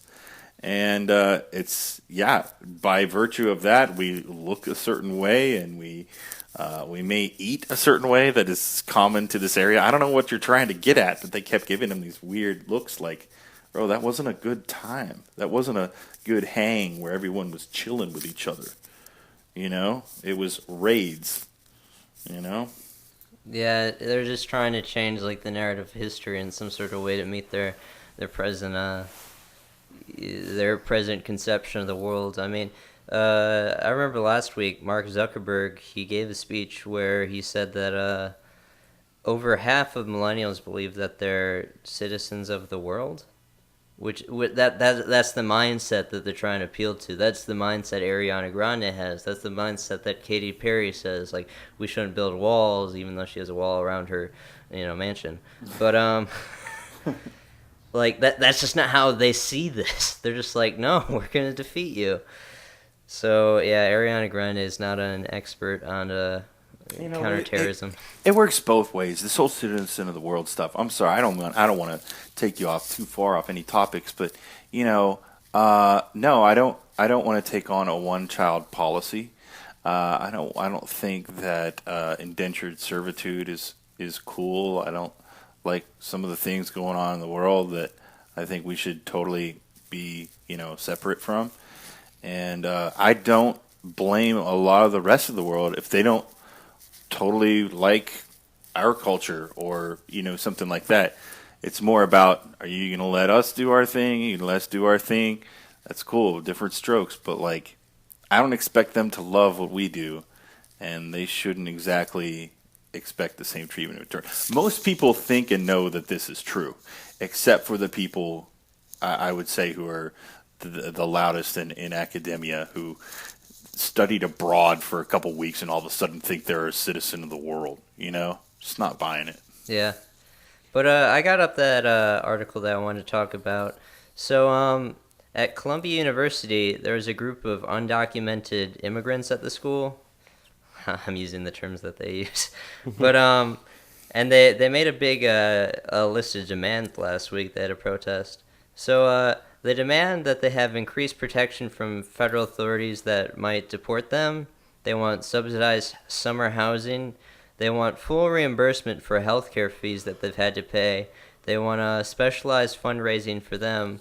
They want more counseling and sensitivity training for all the Columbia faculty, among other demands.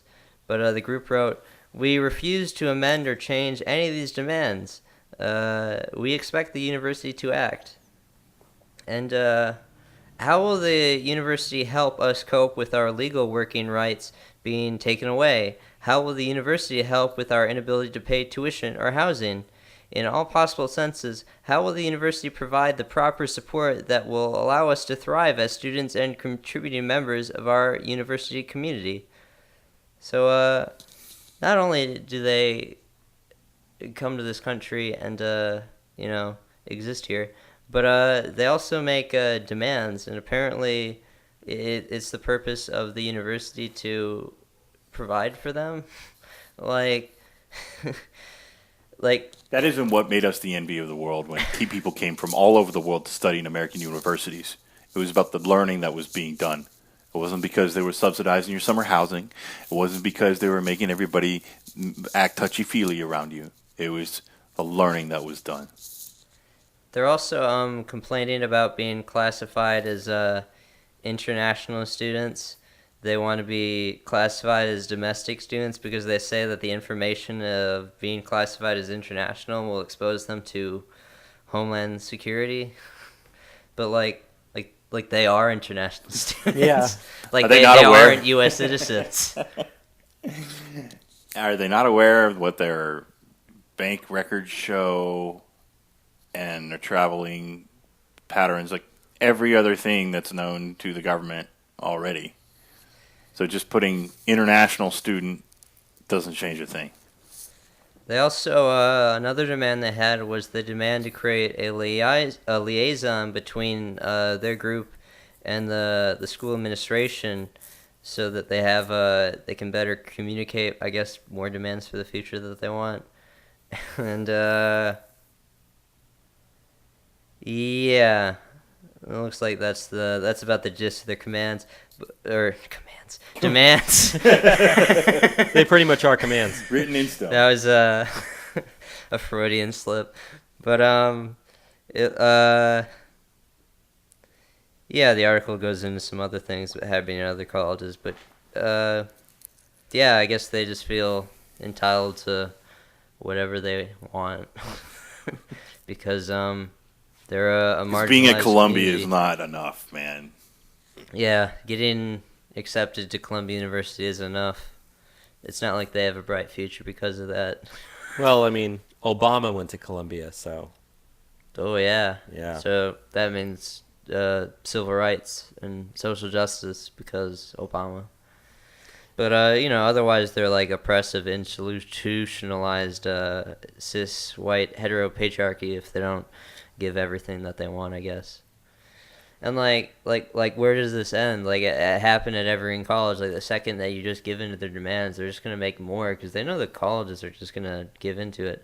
But I mean, at the end of the day, like these leftist presidents, like they do it because one, it gives them status around like their professors that they're around, but it's also like the school doesn't have to pay for it. It's just going to go back to the federal funding, which comes into the college to pay for it. That's why like colleges are so expensive. They can endlessly just add more things that they're going to fund. And they don't have to be competitive. And this really puts a new whole meaning on the word rebellion, because what are they doing other than doing exactly what their professors have taught them? Yeah. I've had a lot of instances where I've opposed my openly socialist and communist teachers at the college, and you get graded down for rebelling if you don't fall into the line with their groupthink. You are the bad guy. But I didn't really care so much. I just wore a Trump hat in the theater building, let everyone freak the hell out. You are a strange bird. I'll give you that, Enzo. I don't live to appease these people. Well, let's get on to the next story. So the last story that we have for current year college craziness, not the most action-packed week. Last week was definitely, other than Evergreen College, last week I feel like we had more stories. But this last one we have, there's an associate dean at San Diego State University that recently said that the Republican Party is an extremist terrorist organization. After discovering the comment on a Facebook post, the SDSU College Republicans issued a statement demanding the administrators apologize for contributing to violence against conservatives on campus. That was,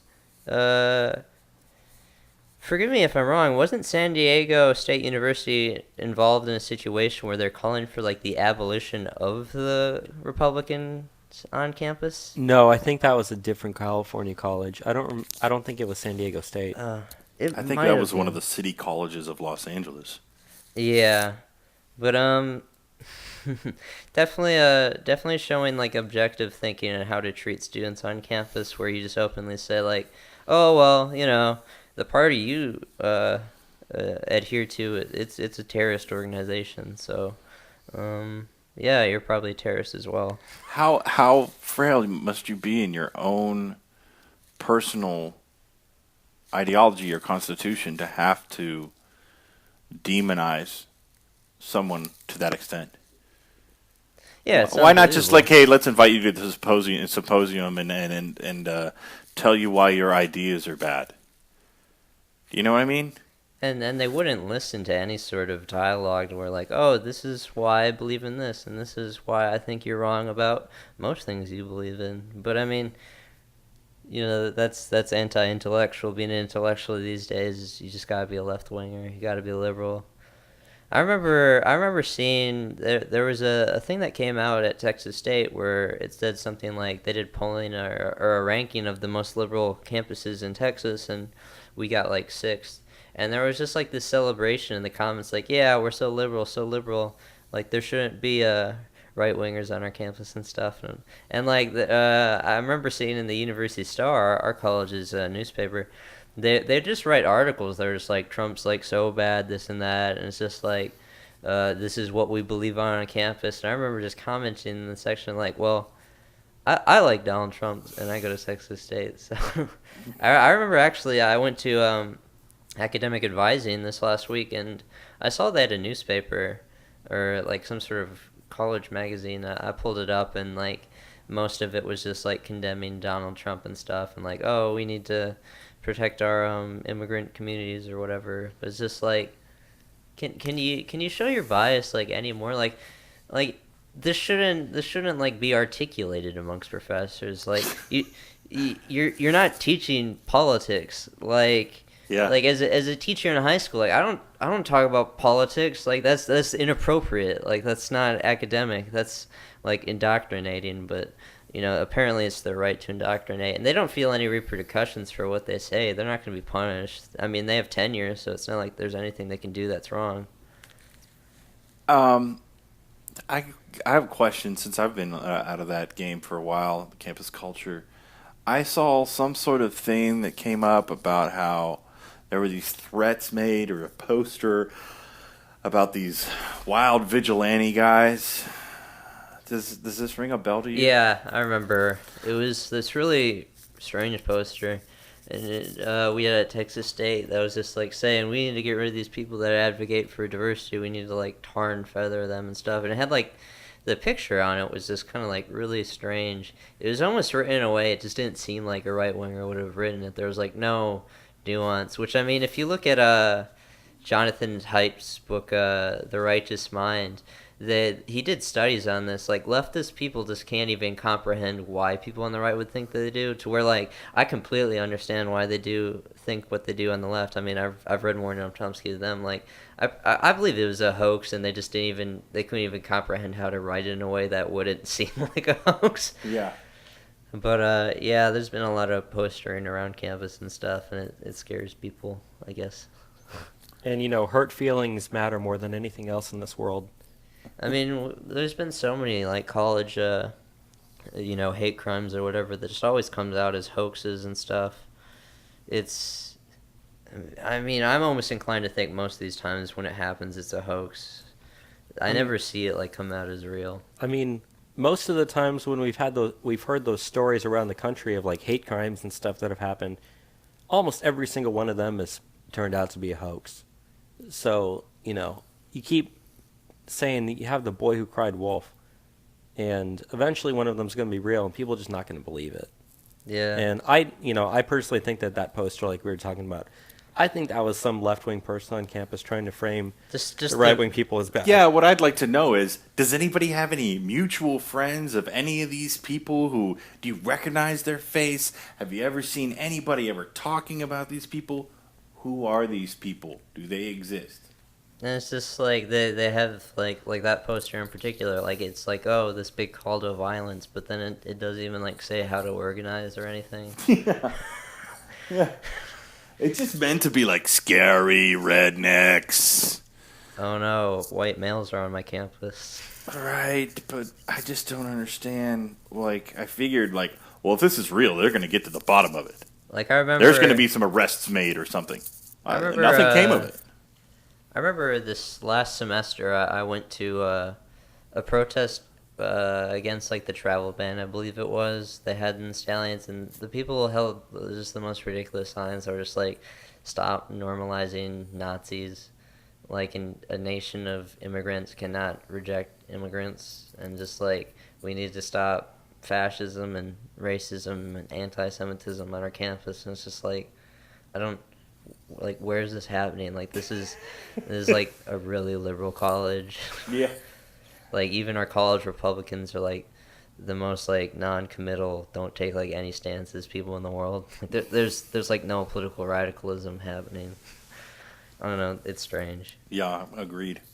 But yeah, that's all we had for current year college craziness this week. Before we get into international news, though, we wanted to get into some of this Hill County Republican stuff that you had, Cameron. Yeah, since, that's a significant thing. I don't have, but am hoping to be a part of, and hoping that we can get everyone a part of. Hayes County Young Republicans is hoping to consolidate with Comal County Young Republicans, who have a strong base, who have good fundraising relations with the county party there. And by the way, their county party likes them. Mm-hmm. And that's not always the case here. Not a whole lot of helpful people here in this county in terms of bringing the Young Republicans into the fold.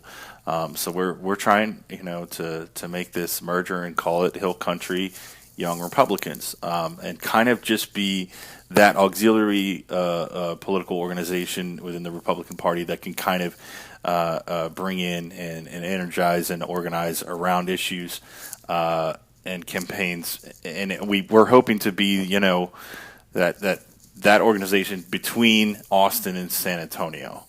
I think there could be a lot of good regional efforts that could be made, and the best auxiliary organizations that I've seen that people have told me about are regional ones. So I think it makes sense to reach out to people nearby of like mind and organize that way. So we are having our inaugural event, but you'll have to help me out. I don't know my German pronunciation very well, but it's at Freiheit or Freiheit. Freiheit Country Store, I believe. I gotta look it up. Yeah, look that up for me. It's next Saturday the 10th.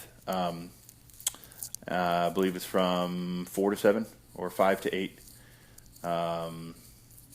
Look that up. It's check us out on Facebook. We've got the invite there. Everyone's welcome. We really want to bring back some membership, encourage membership, both from the Comal contingency or from the constituency, and then from the Hayes. So we want to. I think there's a lot of combined muscle there, potential for a lot of combined muscle. Did you find the one with? It's a Freiheit County store. Freiheit Country Store? Yeah. It's FM 1101, I believe. Yeah, in New Braunfels. So we're going to be doing it in New Braunfels, and it'll be swearing in of the officers of the executive board, an explanation of the mission of the organization, and hopefully a chance for everybody to get to know each other beyond these county lines. And we look forward to it. We look forward to having, bringing the membership back into this organization from both Hayes and Comal. And I'm supposedly going to be the director of political action, or the political action director. But mostly what I'm going to be looking at is state issues, county issues, deciding, hey, we should put some energy here, we should put some energy there. I think another thing we should do is field candidates.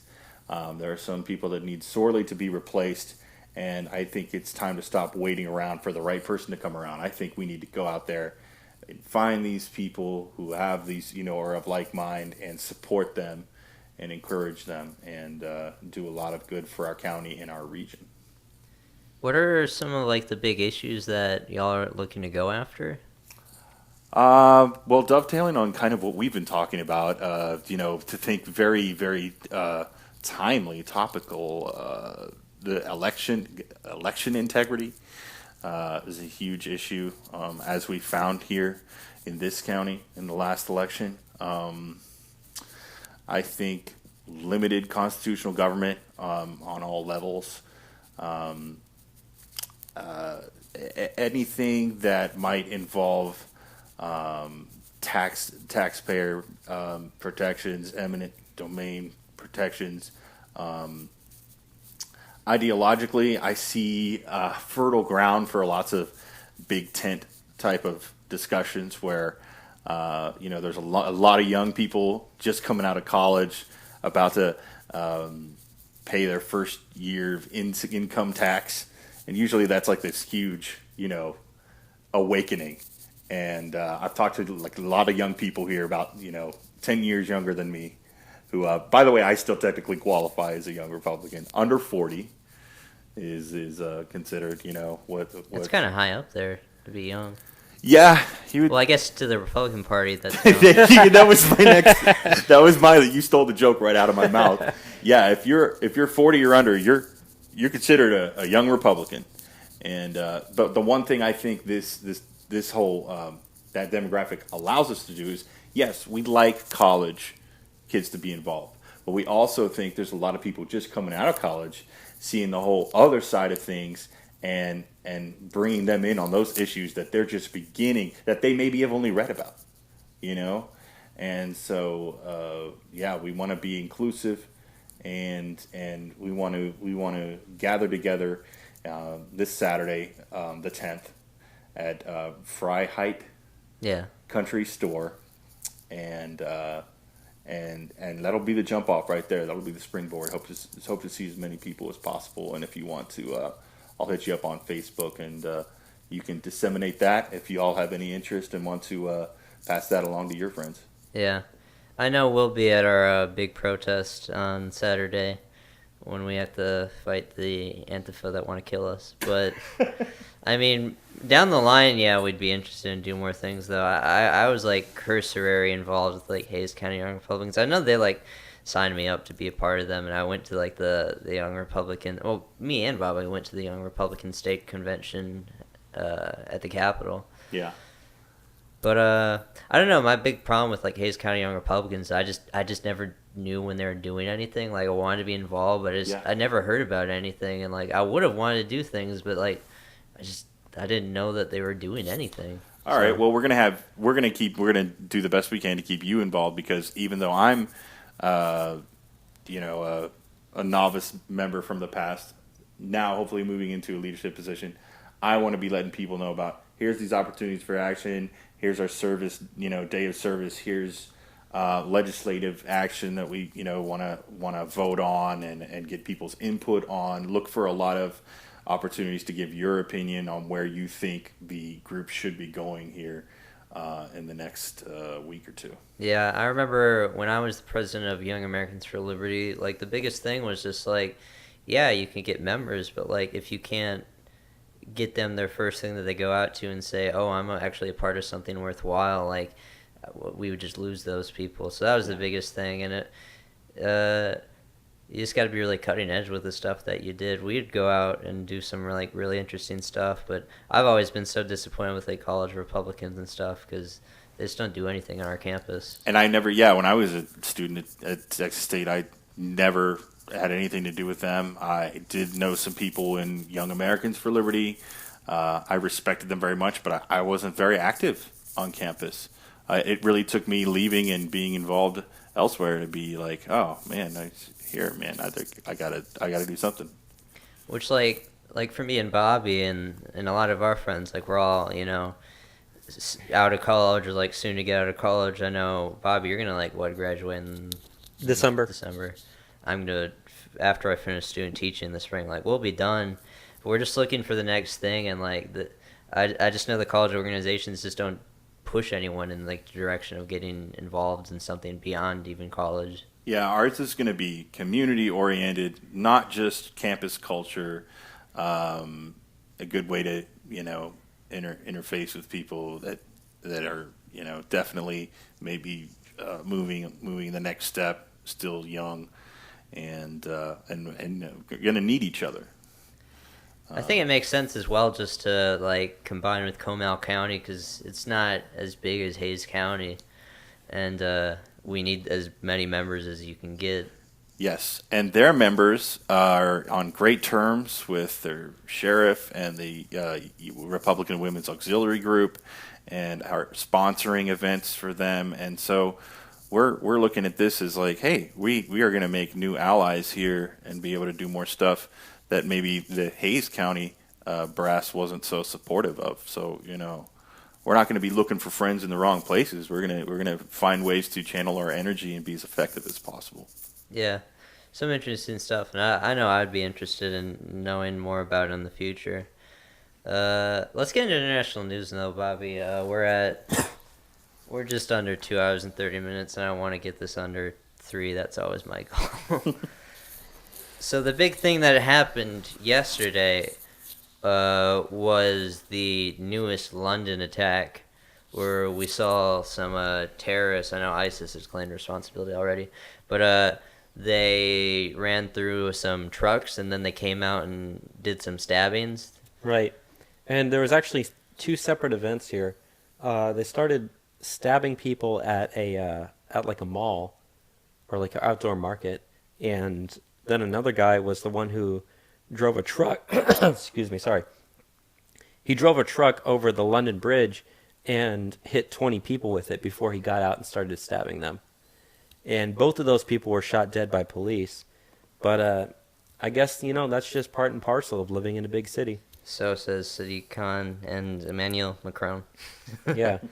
But, Trump tweeted out earlier, he said something like, these things are going to continue to happen unless we try to actually put a stop to them. And, like we were talking about Ariana Grande holding her charity concert, just continuing to live life isn't going to stop this. This stuff is going to keep happening. And no one over there is dealing with the core issue of the problem. And even speaking out against it's considered a hate crime. Yeah. And, Prime Minister Theresa May out there has said that, she's going to finally crack down or whatever. Like, this is the last straw. But, the measures that they're taking is just, like, increase, like, monitoring of the internet, which is just, like, cracking down on the freedoms of everybody. You're not just going after a terrorist. It's just, like, don't let a good crisis go to waste. Yeah, and even London Mayor Sadiq Khan, he said, look, there's nothing to worry about. And Trump attacked him, too. He's like, yeah, there's stuff to worry about. Your people are being murdered in your own city, and you're doing nothing to stop it. I mean, Sadiq Khan's been pushed to, like, disavow the Islamic State, and he won't do that. But, like, recently, out of France, or ISIS has made a demand to France. They said, we vow to continue car bombs and truck attacks unless you stop bombing the Islamic State and you remove all your troops from Muslim nations. So, I mean, this stuff is just going to continue because, I mean, why would we stop bombing the Islamic State?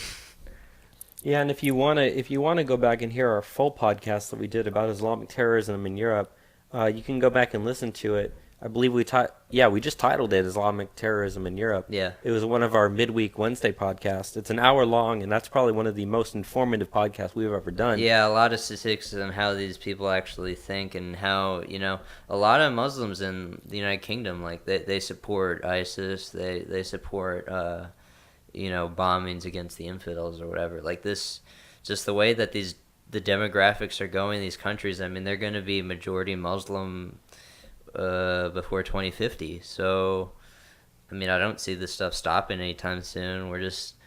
This is just the new normal, I guess, as they say. There's never really stuff to say about this stuff anymore other than, like, it's terrible and nothing's happening. And, like I said last week, President Assisi of Egypt, after the Coptic Christian attacks, he's a Muslim president, but immediately he sent airstrikes into eastern Libya to take out the training camps where these people are coming from. And it's just really sad that, like, a Muslim ruler is more concerned about protecting his Christian minority than the rulers of these Western nations. It's come to the point where, like, the second that, like, these things happen, the only thing that they care about is, like, oh, we need to make sure people don't say anything bad about Muslims and stuff because, oh, heaven forbid you look at the community where these things are coming from. Yeah, I mean, you made a great point about Egypt. What's happening there and what's happening across the Middle East to Christians there is horrible. And I found it strange that people were so offended that we would say Christians first in this order. I mean, Christian persecution in the Middle East is at an all-time high, and they've been there, since the foundation of Christianity. Yeah, we're not talking about crusaders, as they like to call them. We're talking about people, Antioch Christians, Maronite, people that have been there before Islam was a thing. And so it is a sad, sad day to see so many fleeing at once. So yeah, I wish we could put them in the front of the line. Yeah. Do you want to get in some of the Sweden stuff that we have? Yeah. So there's a poll that was taken in Sweden, and probably the worst off hit by the mass Muslim I think by migration. Far. But it says that a majority of Swedes think that the media lies about the impact of mass immigration. Now, I mean, that's pretty much obvious over here. We understand that their media is lying to them, and the media is lying to us as well. In Sweden, they only have one major media company that just does it for the entire country. So, I mean, there's no other viewpoint. Yeah, and they say it's obviously it's on, like, party lines over there. The Sweden Democrats, which is their populist party, which would pretty much be our Republican Party, even though it's called Democrats. They said almost every single person who responded saying that they believe that the media lies to them was a supporter of the Sweden Democrats. The Sweden Democrats, which is their right-wing party, is the fastest-growing party, and I mean, it's really dangerous to be part of the Sweden Democrats. There, like if you talk about that, people will call you a racist. It's very likely you'll lose your job. But it's the second largest party in Sweden. It'll soon be the biggest party. I mean, it's too late at this point. I mean, Sweden's just going away, which is really sad because like I have family in Sweden and it's very scary, and like the sexual attacks that happen there and the terrorism that happens there and the growth of no-go zones that happen there, and at the same time they just continue to take more and more and more. I mean, we've said before in the show, like they're predicted to be a third world nation by 2025, 2030, and I mean this used to be what was considered the socialist utopia. And I talked to my cousin from Sweden, and like I understand how socialism works there. You pay 60% of your taxes into the country, or to the state, but you just get every service you want. But now the state's against you. There's no other alternative. The state's bringing these people that are just destroying your community, and guess what? They're taking your taxpayer dollars and they're funding this. They're giving housing to the migrants, which. There's a huge housing crisis in Sweden. They can't even keep up with how many they're taking in at the moment. Yeah, it's unsustainable. And the thing is that I go really far into looking at why such and such things would happen in a particular country. If there's an Algerian attack in France, you can't just explain it away as one nut. There's something going on there. If it's a Libyan attacking Italy, it's not just, there's patterns and they mean something. And I do actually also subscribe to the notion that, well, if we're over there, they might want to come attack over here. I do buy into that, as you could say. But then you brought up Sweden, and I thought to myself, who has Sweden bombed? No one.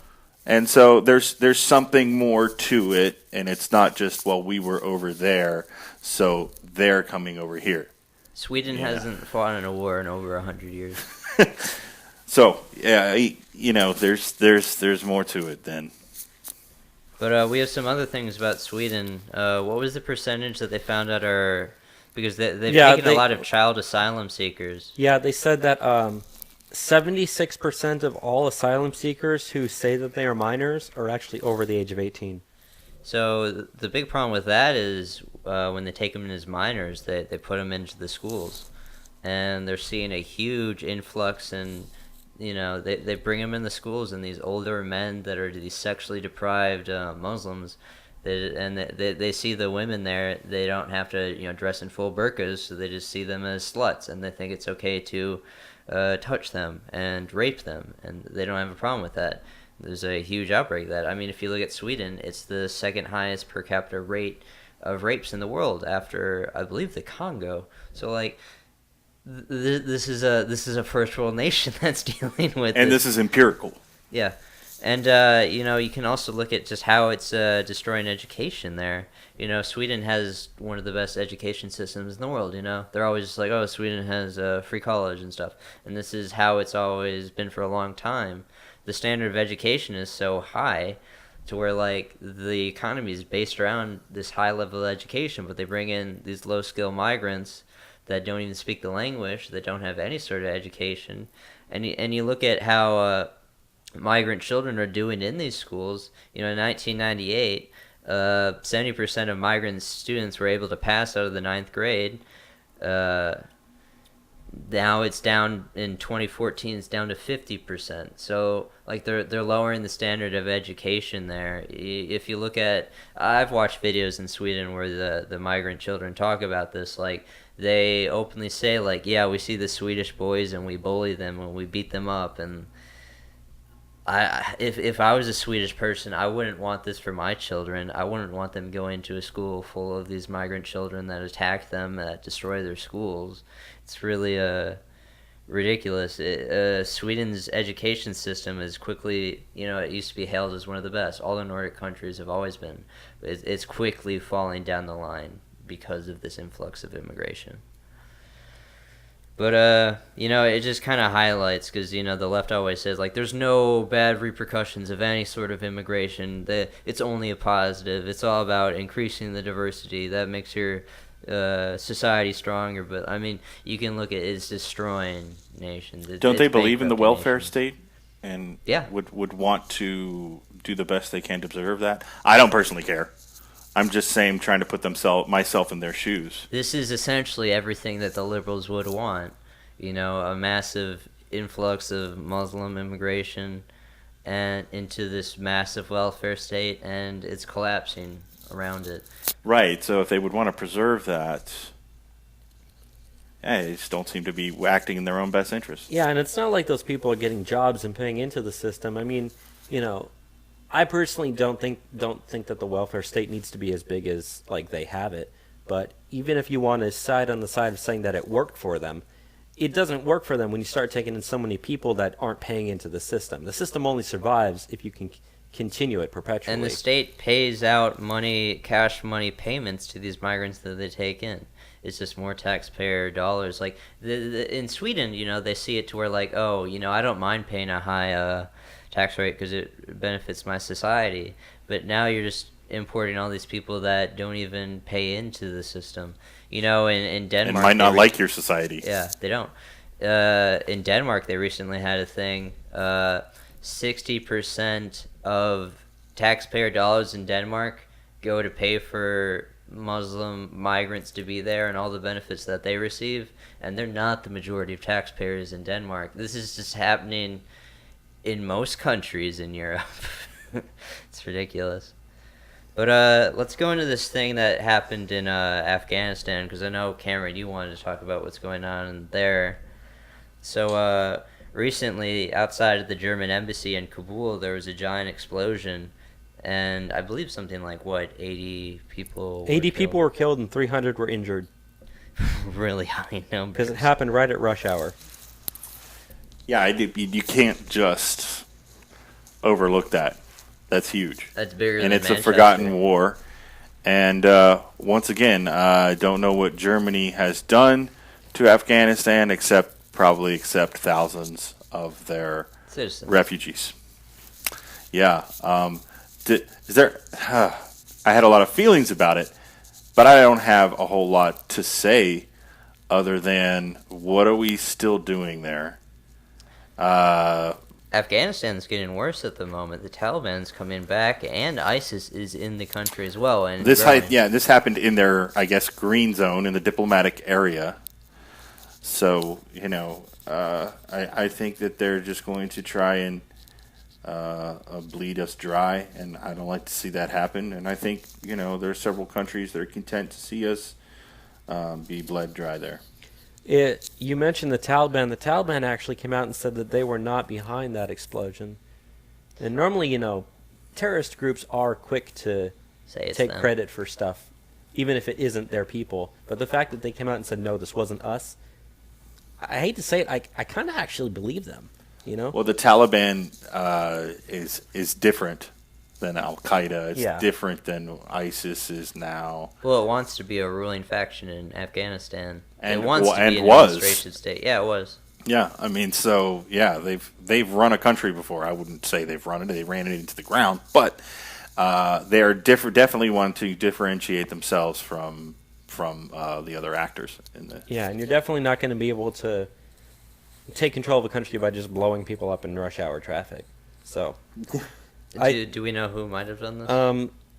We still don't know. Maybe ISIS. It might have been ISIS. It might have been just some lone wolf person.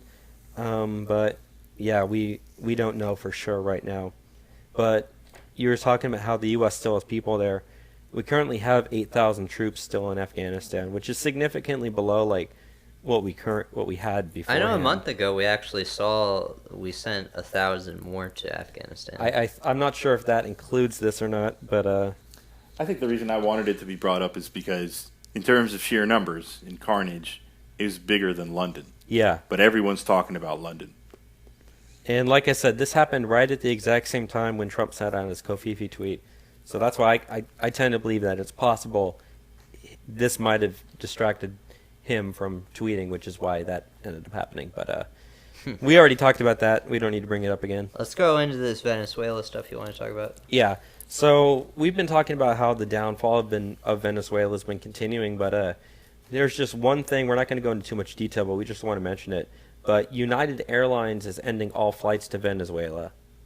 So they will no longer be flying to or from Venezuela. The United States in general is pulling out of Venezuela. ExxonMobil, after one of their factories was confiscated by the Venezuelan state, has said, yeah, we're completely pulling out of Venezuela, and the entire society is in complete collapse. Yeah, So. Venezuela's done. It's gone, unfortunately. There's no way it's going to come back easily. But I just wanted to mention that as part of the ongoing situation there. I think, ironically, it probably would have already collapsed if it weren't for a Goldman Sachs loan. Think so? Yeah. Yeah, now it's just this oppressive socialist state, and there's fighting in the streets every single day against the state, and a lot of people are being killed, and it's really bad. Let's go into this terrorist attack out in Manila, though. In the Philippines. This was actually not a terrorist attack. Wasn't a terrorist attack? People thought it was, and they were quick to call it one, but this is one of the few times where something happens and it actually wasn't a terrorist attack. It was actually just a lone gunman by himself who was trying to steal from a casino, and he started opening fire when he got there, and a couple of people were shot, and as he was leaving, he set the building on fire, and there were 36 people who were killed, but they said the cause of death for every single one of them was smoke inhalation.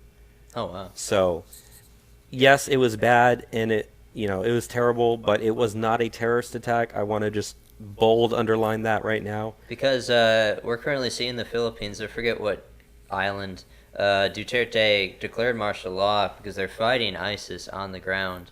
So initially we did think this was ISIS, but it turns out it wasn't. Yeah, I'm trying to see if they can figure out what happened to the guy. I think he might have been actually killed in it. Yeah, I'm not entirely sure, but I think they said he might have been killed in the fire. We don't know, but I'll try to figure that information out if I can. But yeah, like you're saying, ISIS did try to take control of one of the cities in the southern island. I know they actually captured a city recently.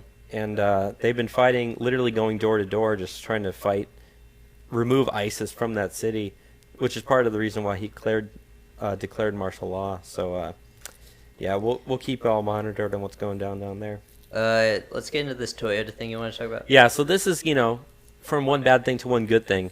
So, Tokyo is set to host the 2020 Summer Olympics, which I love the Olympics. I'm really excited for it. But Toyota wants to light the Olympic flame at the beginning opening ceremony with the world's first ever flying car.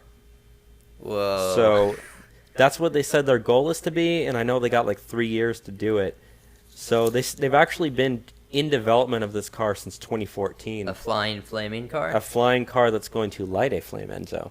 Oh. But yeah, I'm really interested because I said they've already raised 42.5 million yen, which is $385,000 for the project over the last 3 years. But now that they're telling the Japanese government that this is their plan, they might receive some more funding. It's entirely been funded by crowdfunding so far. So hopefully, I hope they're able to do it, because I would like to see a flying car go in there and do it. Because if you can, use this to say, hey, we've got flying cars, people, that's a huge step forward in terms of technology. I would have had this under the technology segment, but I wanted to keep it for the end here. Yeah, so the very last thing that I wanted to get into was actually back to the Philippines with Duterte, which it's kind of funny. We actually closed the show last week with Duterte. We did last week. We had a little fun with the Trump leaks because they leaked a conversation with Duterte. So we did like a dramatic read between Trump and Duterte.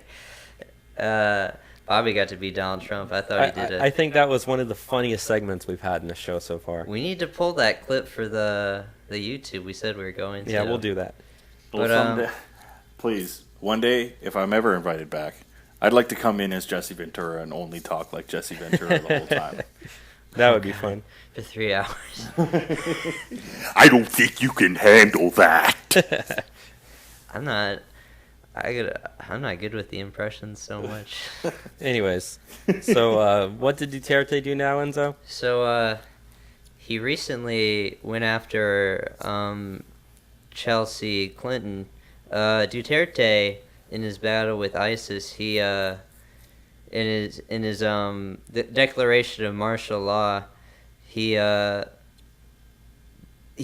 a joke about like his soldiers raping women out there. So Chelsea Clinton attacked him, and he said back, when your father, the president of the United States, was screwing Lewinsky and the girls 3 in the White House, how did you feel? Did you slam your father? So I just want to close with that because Duterte was just kind of pretty good with the bants there. Chelsea Clinton responded that she didn't think that was funny. Man, I love Duterte. I really do. He gets stuff done out there. He's very popular. I know his approval rating's at least like 80%. But yeah, I just want to bring that up so we don't have to close with Venezuela. It's sad. I would always, because we do international news. If Duterte can close out every single show, I'm happy. Yeah. There you go. That's your next segment to make a little intro for. We do need to. He Make speaks English. There you go. Make a Duterte montage. Hell yeah. do it. Duterte this week. This day in Duterte or something like that.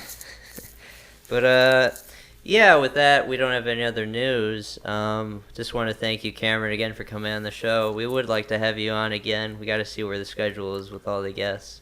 Absolutely, it's been a pleasure, and I'd like to get more fun next time with the impressions. Save me any scripts you may have. We gotta. Hopefully they don't leak more Trump stuff. But if they do leak some choice transcripts, we gotta do readings again because those are very fun. We'll do that all the time. Maybe I'll try to be Donald Trump this time. And We'll shake it please, up a yes, keep me in mind. I'd love to be a part of that. Oh yeah. Just to bring up again, iTunes reviews definitely very helpful. Bobby, we don't really have anything an idea for the midweek show. I don't know what we're gonna do yet. Yeah, we'll see what we can do. But yeah, we'll as always have the midweek show. It'll probably just me and you. I don't have any guests in mind I want to do. Well, I know that you're not taking any summer classes this summer, right? No, I'm just taking one, but luckily it's in the mornings, so yeah, we'll still be able to do the Wednesday show in the afternoon. Yeah, I don't know who we're gonna have on Sunday, but we'll have a good guest. But yeah, with that said, just want to say to the listener, thank you for listening to the show once again, and have a good one. Bye, everyone.